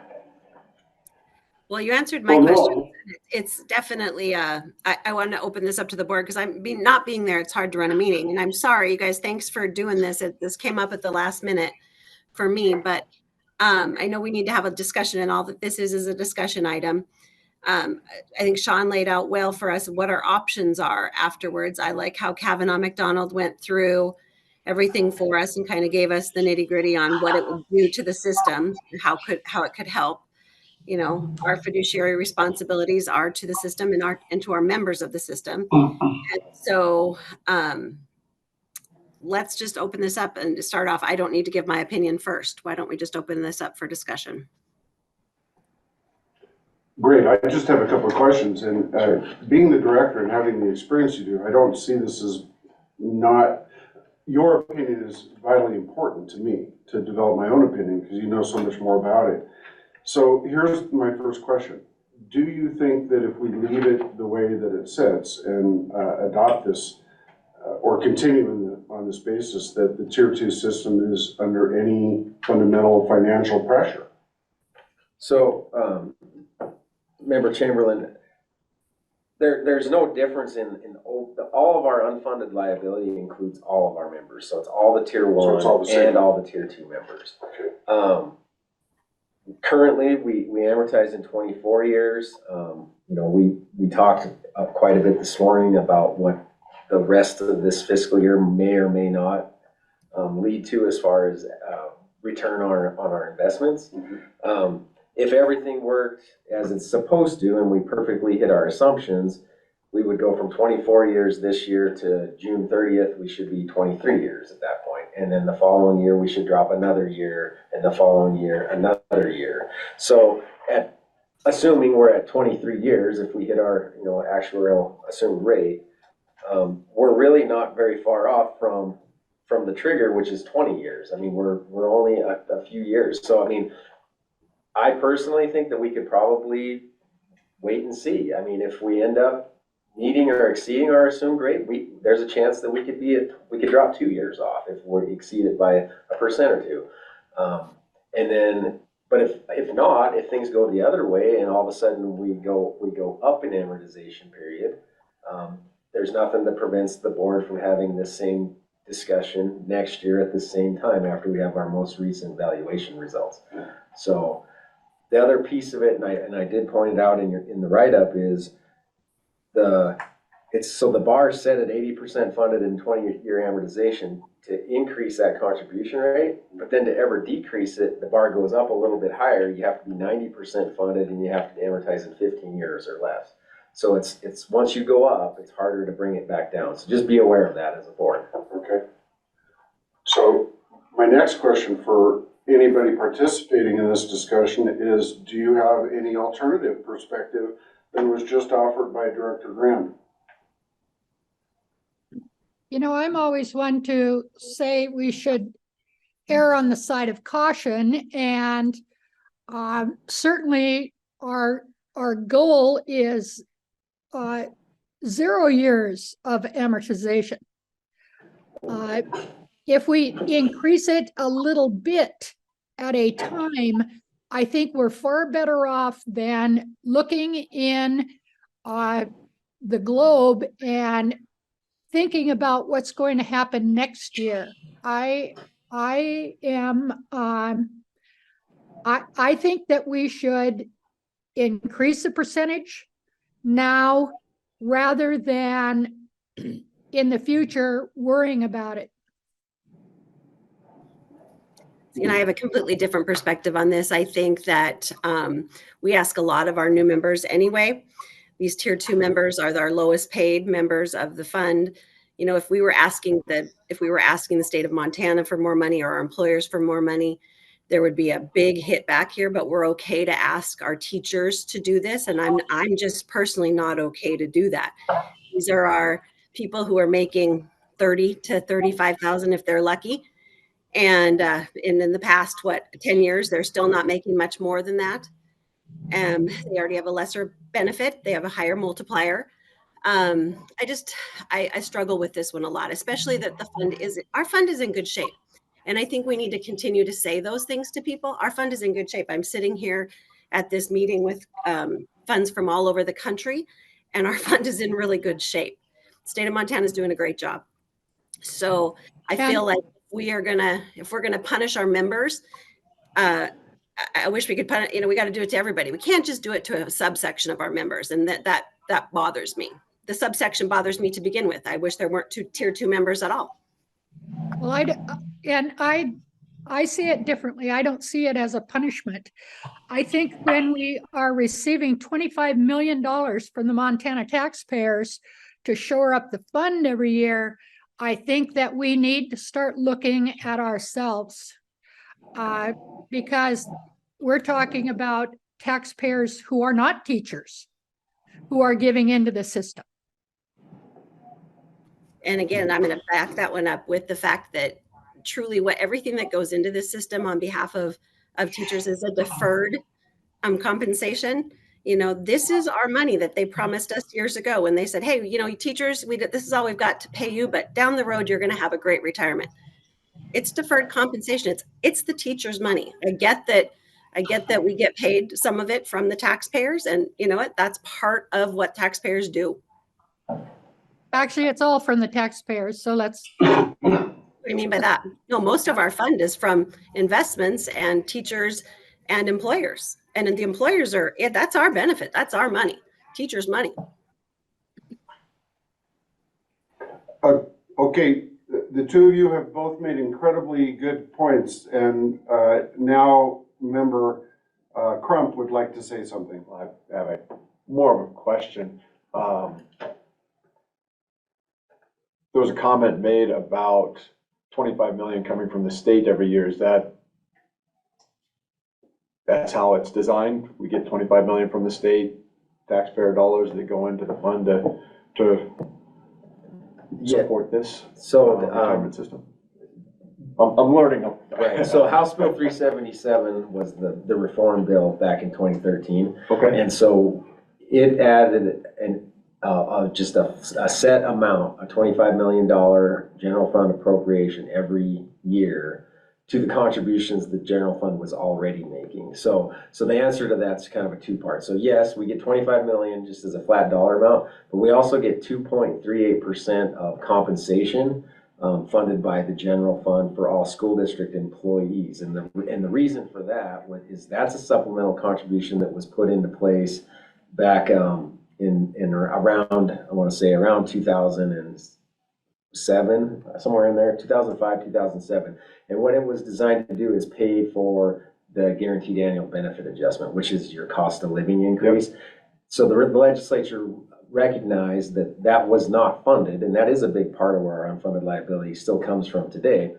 It was not funded when they granted that GABA and made it permanent, so they knew they had to contribute more, and they didn't want to put that on the local taxpayers. So instead of it being directly on the local governments to come up with that money, it's a state general fund statutory appropriation. So all in total, that right now, this last year, that comes out to about 43 million a year that comes from the state general fund towards as supplemental contributions to the retirement system.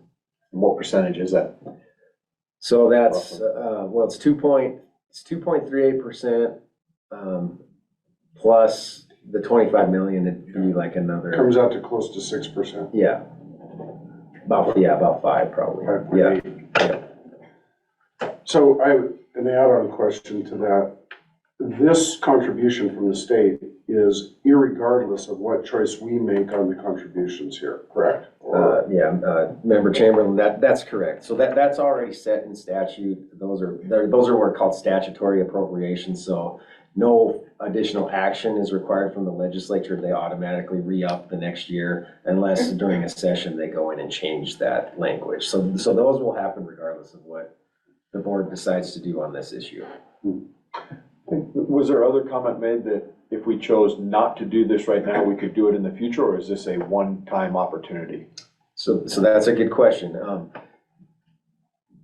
The way that it was set up initially is the legislature in 2013 wanted 10 years to pass before this ever became something that the board would consider. They wanted to give it some time to percolate and work.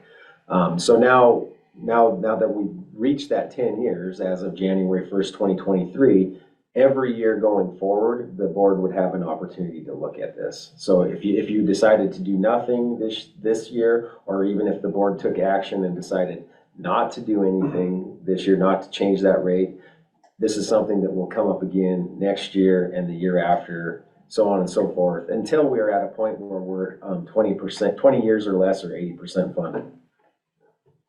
Okay. But would still be something that we would monitor even 20 years from now. We'll be looking, are we still below those triggers? Got it.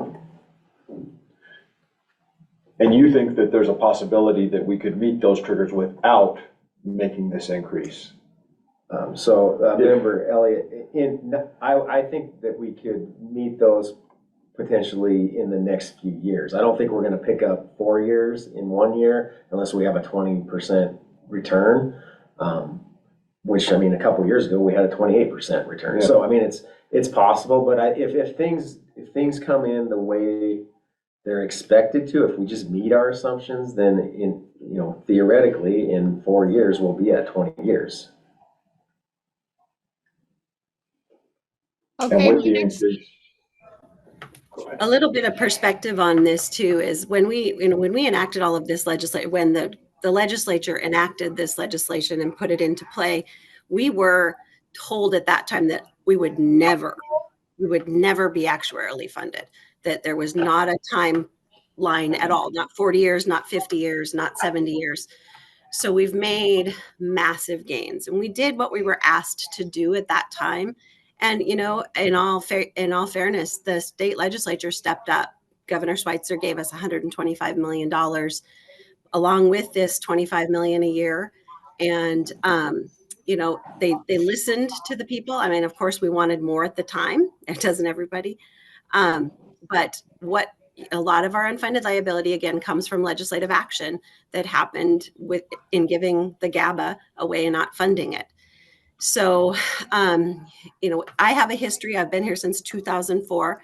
I've seen this go up and down. I feel like we are going in the right direction. And I feel like we have for some time, but definitely in the past, I would say 7 years, we've really been on a good trajectory. Even when we haven't met our benchmark, we've done things that we've needed to do along the way. I just don't want to put this pain, and it's another tax basically on our lowest teachers, our teachers who make the least amount of money, who are already getting a lesser benefit. They have to work longer. They don't have what we have. So I really struggle with this. And I don't want us to be separated. We're all the same, we're all in this together.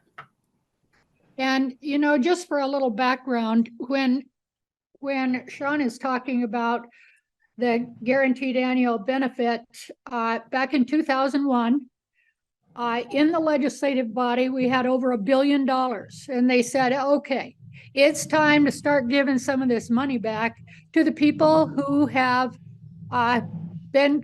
it's been collected on. So it was decided that we would have a GABA, and everything was going well for about 6 months. And then 9/11 happened, and the whole world in the investment market changed overnight. But that GABA continued because once given, cannot be taken away. Well, that's the same as you said here. Once we raise it, it's much harder to bring it back down, correct? Right. It's so, Member Chamberlain, and it's right in the statute there, where once you increase it by 0.5%, the board can't decrease that supplemental contribution until the system's at least 90% funded and amortizes in 15 years. So you can go up if you're less than 80% funded and amortize in more than 20, but you can't come back down until you amortize in 15 or are 90% funded. So it's a little tougher to bring it back down.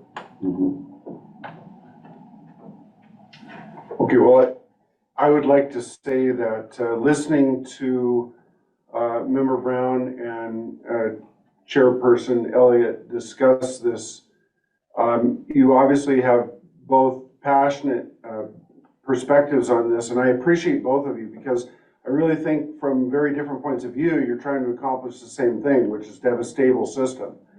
I don't know how we're going to resolve this other than to have a vote at this point, unless anybody has something else to say. So they'll just. This isn't a vote in action. Yeah, this is just a discussion Doesn't item. require a motion. So right now, this is your meeting where you're discussing the issue, and it sort of is open-ended. If the board wants this to be an action item, I need to put it on the agenda for the February meeting. Okay. What is the time frame under which this decision should probably be made, in your opinion? Some might say that it should be done sooner than February so that so folks could go and try to collectively bargain for some kind of increase to pay for that. But if you think about 2013, when these major reforms went into place, they happened well after the middle of February because the bill didn't pass until close to May. So we're talking about a 0.5% increase if it were to actually go into effect. I would think that a February vote on this would be enough time for us to make whatever changes we need to make to our system, because we're going to be collecting a different amount of money now from certain employees, and communicate those changes to our members. I think February is ample time. And by then, we're likely to have a 6th board member, correct? Potentially, yes. Okay. Sean, would it necessarily have to be in February? Because I mean, in another year, we're going to have a new legislative session. Things might change then. Perhaps we should have this discussion not in February, but a year from February. So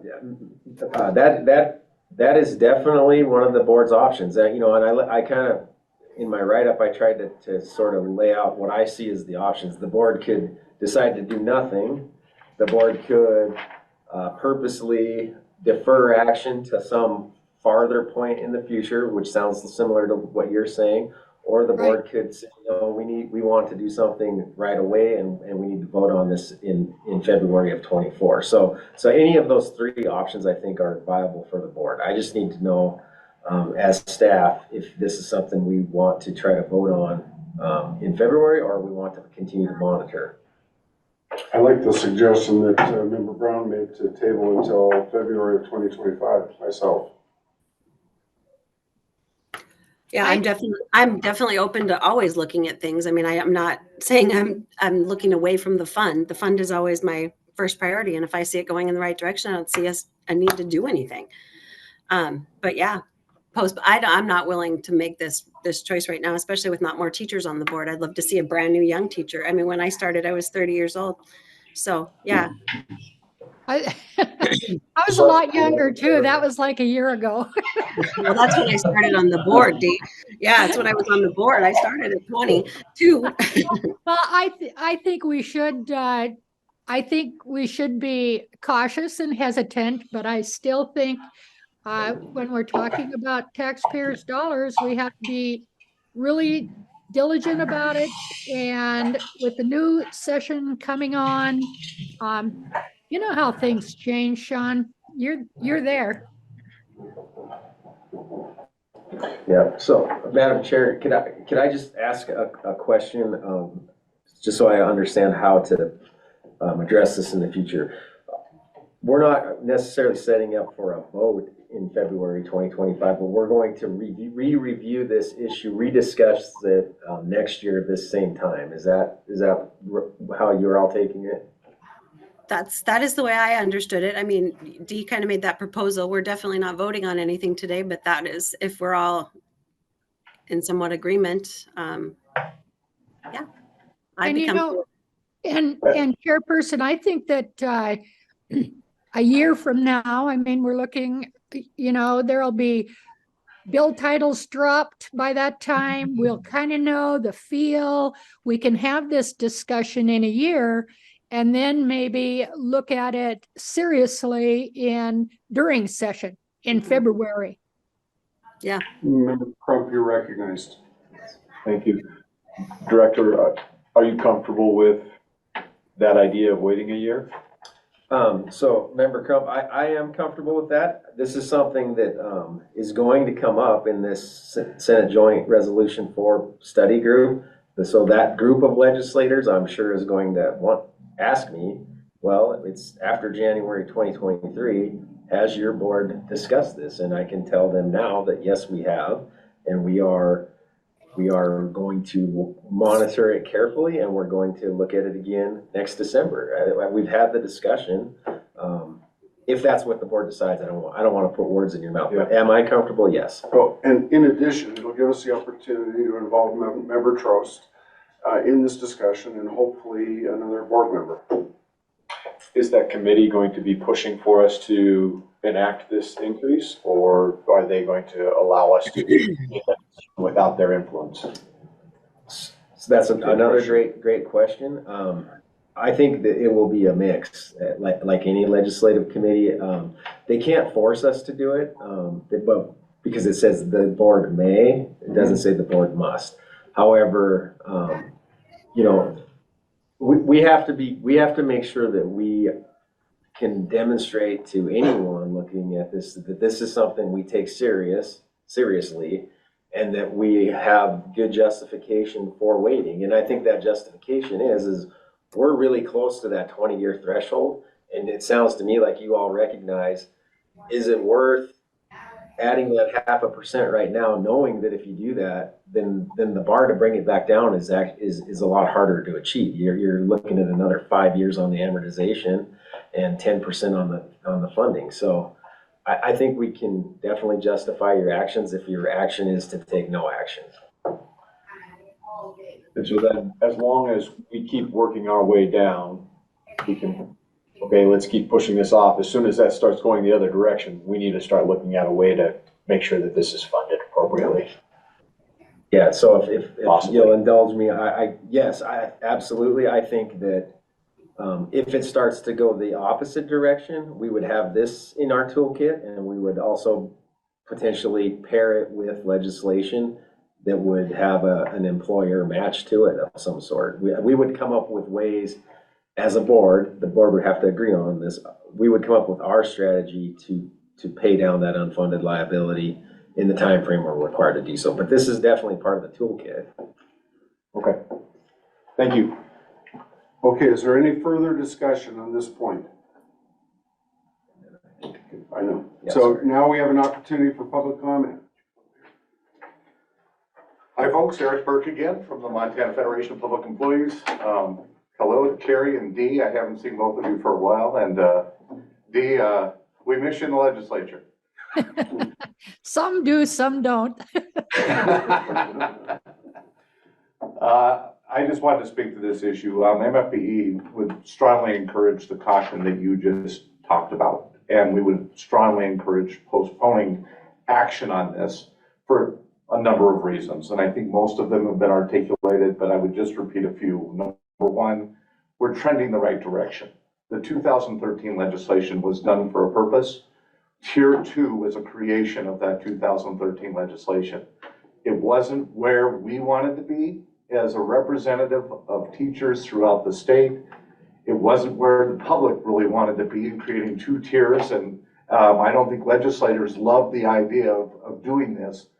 But we did it because we knew it was essential to do.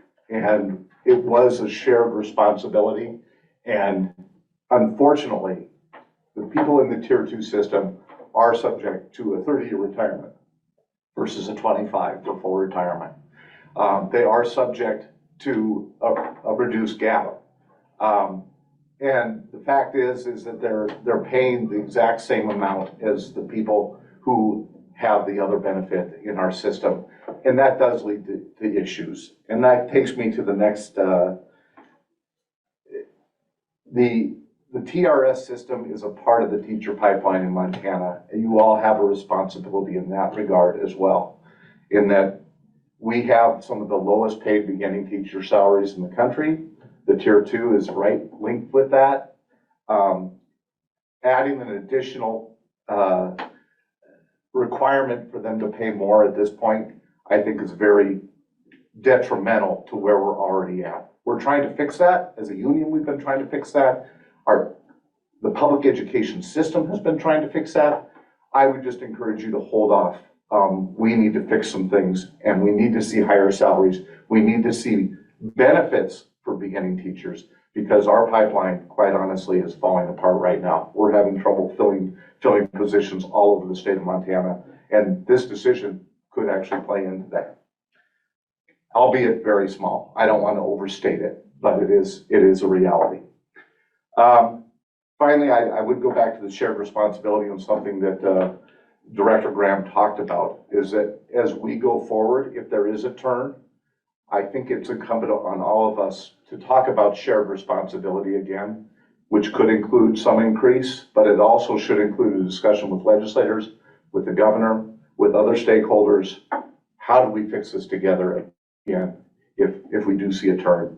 And so I think all of you holding off the decision until that's actually a reality is the appropriate way to go here, so that there can be a discussion about shared responsibility. In addition, you've already talked about once we go here, it's hard to go back. I think it'd be a disservice to those tier 2 members not to exercise caution in moving forward, knowing that it may not come back down for a very long time. And finally, as you saw in the actuary report, it's a very small impact of actually doing this. It's not hugely significant to the overall system at this point.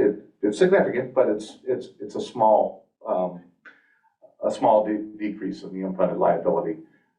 We think waiting and letting the system continue to progress the way it has been, and taking action down the road is a far better plan than doing something else. So appreciate your time and listening to my to the points that you've already articulated. Thank you for your comments, Mr. Burke. Okay, we're going to move on to strategic planning. And Director Graham, would you like to lead that discussion? Sure. I'm going to just interrupt for just a moment, you guys. I'm going to go eat some lunch, and I have an afternoon portion from 1:30 to 3:30. So I'm sorry I'm not there. I'll be there in February. Take care, you Have a guys. good time. Learn a lot. Yeah. I will.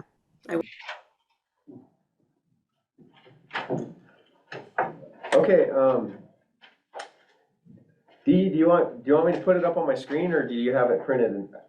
You probably want it up on the screen. Would you put it up on the screen, please? I do not have a printer where I am. Okay, absolutely. Just give me 1 second here. Thank you. Well, maybe 2. And while we have a lull here, Director, would you, Eric Burke said something that piqued my curiosity. He said something about tier 2 are putting in the same amount and they're not going to get the same out, or something to that effect. But would we agree that somebody with a 30-year retirement is making more than someone with a 25?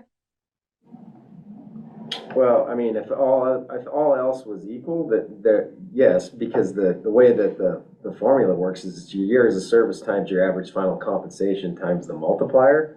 However, a tier 1 member, the trade-off there is they're eligible to start drawing a full benefit 5 years sooner than somebody that goes 30. So right.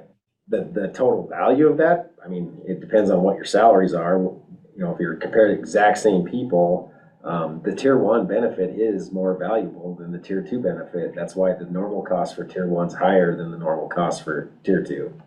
Okay, thank you. Yep. Okay, can you see the PDF? I document can, thank again? you, yes. All right, let me just get it.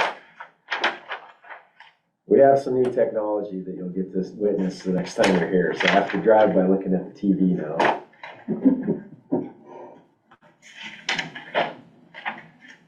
And, okay, so I have pulled up for you on the screen the strategic planning commitment worksheet. If you're looking at your hard packet, it would start on page 60. So for member Crump's benefit, I'll just explain kind of briefly. Every 2 years, we have what I would consider sort of comprehensive strategic planning, which we just completed this last August. Next August, we will do sort of just freshen up these goals and objectives. It's not quite as deep a dive as the one we just completed this last August. So these are relatively new goals and objectives that were the end result of our August meeting. And so every board meeting, after we adopt these goals and objectives, which has already been done, we'll review our progress towards, meeting these goals and objectives, and it gives the board the opportunity, if something new comes up that is important to board members, that we can add it to this list, or we can take things away from this list and prioritize according to what the board wants to see happen. Okay. So with this being a fairly new set of goals and objectives, there's not a lot of updates at this point. As part of your training we're going to do this afternoon, I'll explain a lot more about what the experience study is and how that impacts our assumptions. But one of the things that also attributes to our current amortization period being 24 years is that in that 10-year window since 2013, we've adjusted our actuarial assumption downward twice. And so every time you reduce that assumption, you're increasing that unfunded liability because you're projecting you're not going to be bringing in as much in the future as what you were thinking you were prior. So even though we do amortize in 24 years, we're in a much better position than we were 10 years ago because we have sort of made our assumptions more conservative twice now. So we've been through 2 full experience studies and adopted more conservative assumptions. So looking at this commitment worksheet, I'm not going to spend a ton of time on it. John, would you Yes. would you refresh my memory about who's on that steering team for M-Trust? So the M-Trust steering team is myself, the deputy director, who's Tammy Rao, Denise Pizzini, who is legal counsel, John Noble, who is IT manager, Darla Fitzpatrick, who's our communication manager, and Nolan Brills, so basically the TRS management team is who is our steering team for M-Trust project work. All right, thank you. One of the things John touched on this morning, and I'll just this is not a firm number, but I want the board just to kind of, because you're going to have a little bit of sticker shock. So I want to just tell you, we have been meeting with LexisNexis in an attempt to get our online security to a point where we're really confident that we can roll out more financial transactions and have members log in via our website and make updates to things such as, if you're a retired member, being able to update your address or your bank account information, or potentially even at some point in the future do a complete online retirement application. But in order to do that, currently we have what's called 2-factor authentication, where based on the phone number you've provided to us or the email address you've provided to us, we send a message to that. You have to punch in that code in order to get into our system. That's about roughly $5,000 a year is what we pay for that. To go to this next level that I think is going to be necessary in order to really get to the point where we don't have to have paper notarization, we completely trust you are who you say are because we're verifying it. It's going to be more like $30,000 a year, just so you're kind of aware. And can you point to efficiencies that are gonna pay for that? We are gonna be able to point to some efficiencies, but they're probably not gonna pencil out. But what does sort of make it worthwhile is that's the cost of doing business that way, and that's what I think our members are going to expect as we move forward. They're going to want to be able to use their phone and while they're driving down the road to Arizona and change their address or change their bank account number or apply for retirement benefits. That's just the way of the world. So it fundamentally upgrades the quality of the service we're giving to them. Correct.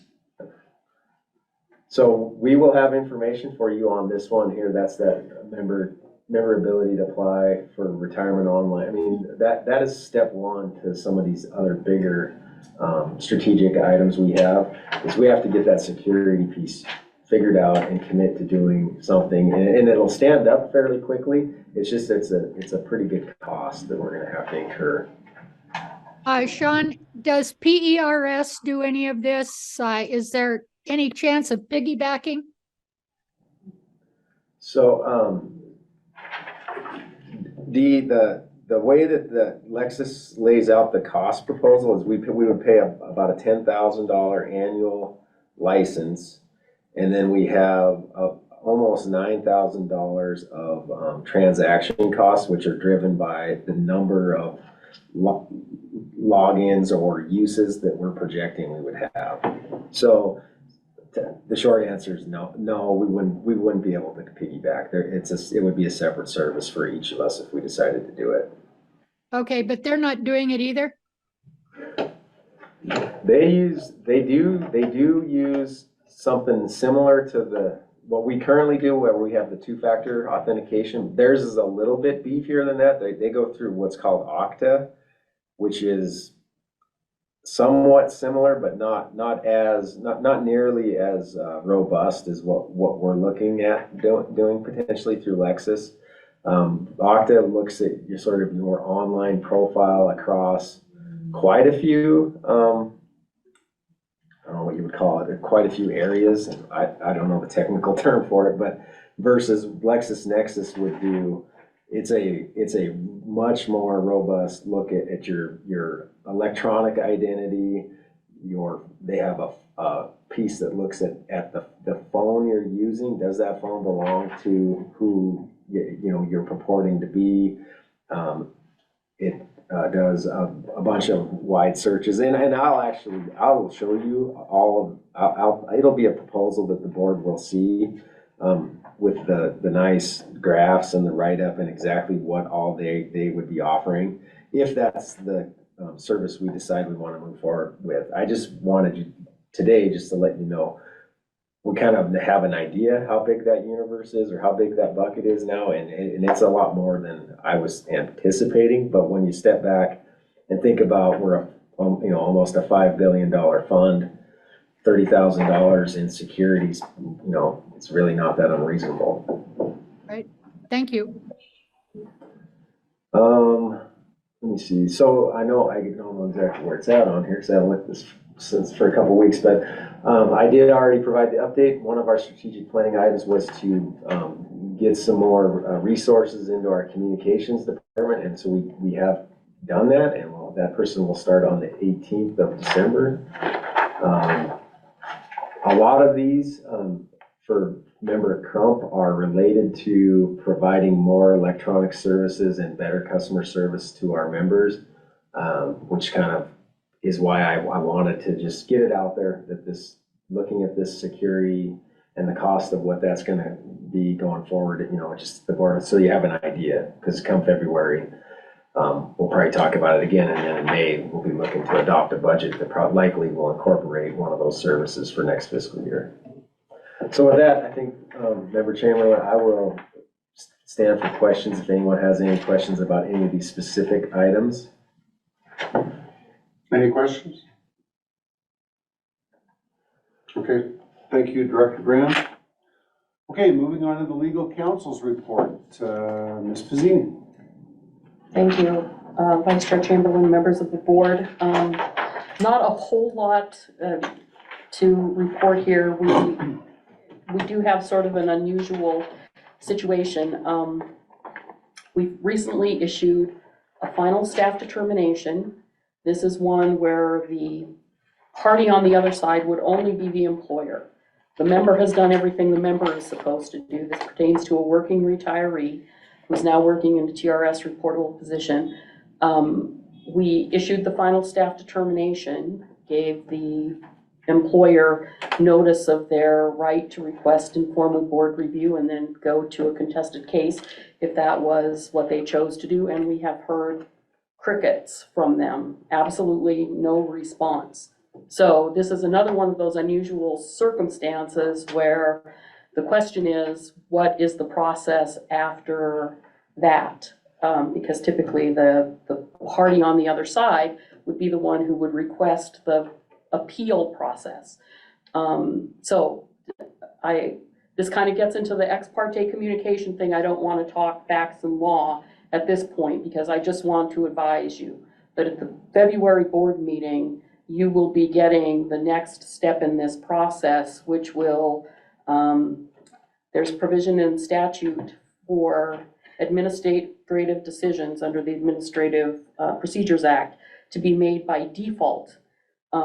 So the board is going to have to take action either following notice of a contested case proceeding with a hearings examiner, and in which case you would be approving naming of a hearings examiner for that purpose to enter the default, or the default will come strictly to you. So again, that's going to be in February. In the interim, we will reissue the final staff determination, make sure it gets sent to every board member of this particular employer, and see if we can't prompt them to respond and participate in the process in some manner prior to pursuing a default judgment. Does that make sense? Yes. So that's the only contested case issue we have currently at hand. That's good. Thank you, Ms. Pizzini. Okay, moving on to applications and benefit adjustments. Who would like to handle that? Mr. Chairman, I will. Here, in 1 second, I'm gonna flip my screen back so I can share it. I just changed it so we can have that discussion item. Member Chamberlain, I'm actually, Sean, I'm on the phone if you would like me to handle it. I can certainly Yeah, do that's that. fine. Sure. Hi, Tammy. Yes, Okay. welcome. Thank you. You have the floor. Yeah, thank you. I'm sorry. I'm not feeling very well, and so I'm at home today, and I'm not sharing my screen just so you can see me, because I don't know which is worse, the way I feel or the way I look right now, but it's pretty scary. But yeah. Well, you look fine. So, far. yeah, thank you.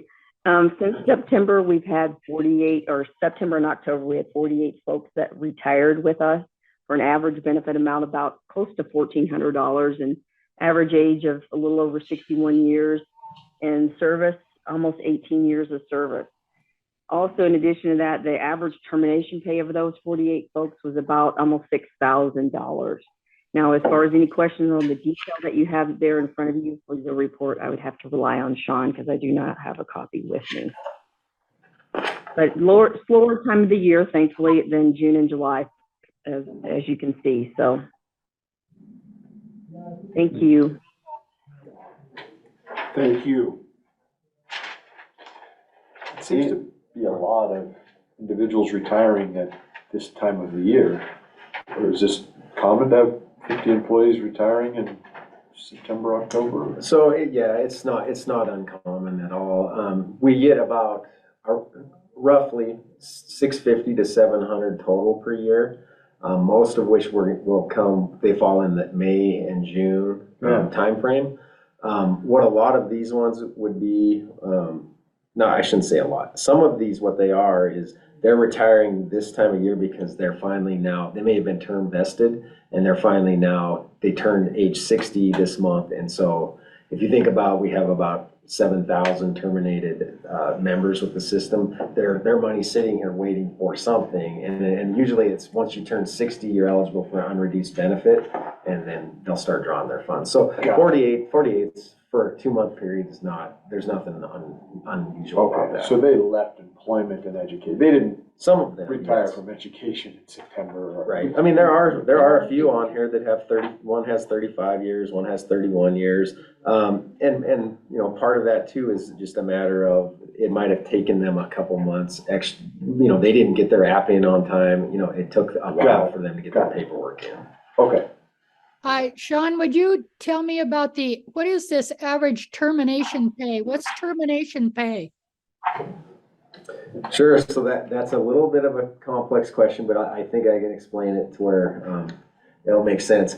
So at the time of termination, if you have a buildup of unused sick or personal days, that amount is called termination pay, or if your district offers a retirement incentive, that potentially could also fall into termination pay.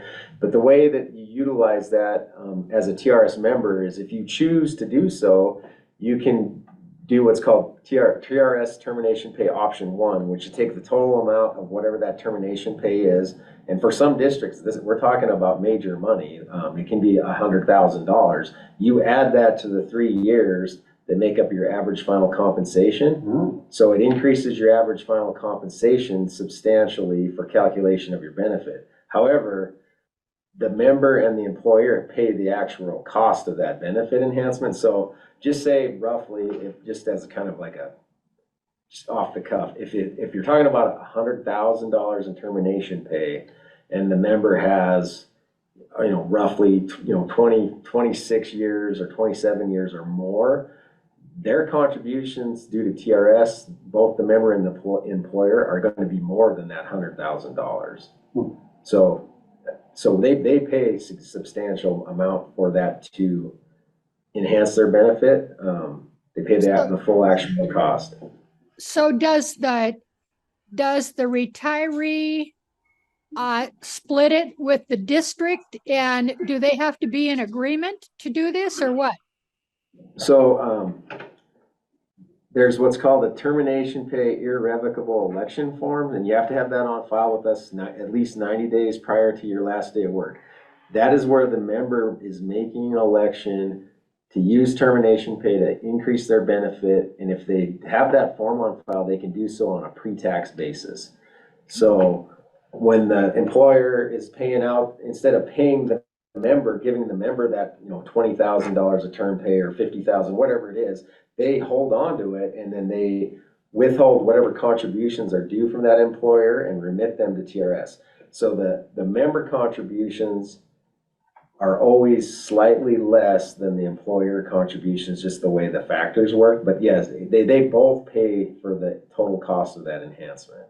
Well, that's interesting because, when I retired, that wasn't an option. I mean, I had a full year of sick pay that I got zip for. So, that sick pay is still subject to whatever the district rules are. So they typically don't pay 100% of it. A lot of times I think they pay about a quarter of whatever the value of that sick pay is nowadays. I don't know what it would have been when you retired. Well, they did it for public employees, but they didn't do it for teachers. That was the interesting thing to me. So, of course, I was in the superintendent's office arguing my point. Yeah, as you should have. Fair is fair. That's right. Thank you. Okay, if there's no further discussion on application and benefits, we do not have disability applications. Correct. So at this point, we are just entertaining a motion for adjournment. so moved. Do we have a second? I have to stay here, I guess. So moved, yes. Okay, the motion to adjourn has been moved and seconded. We are therefore adjourned.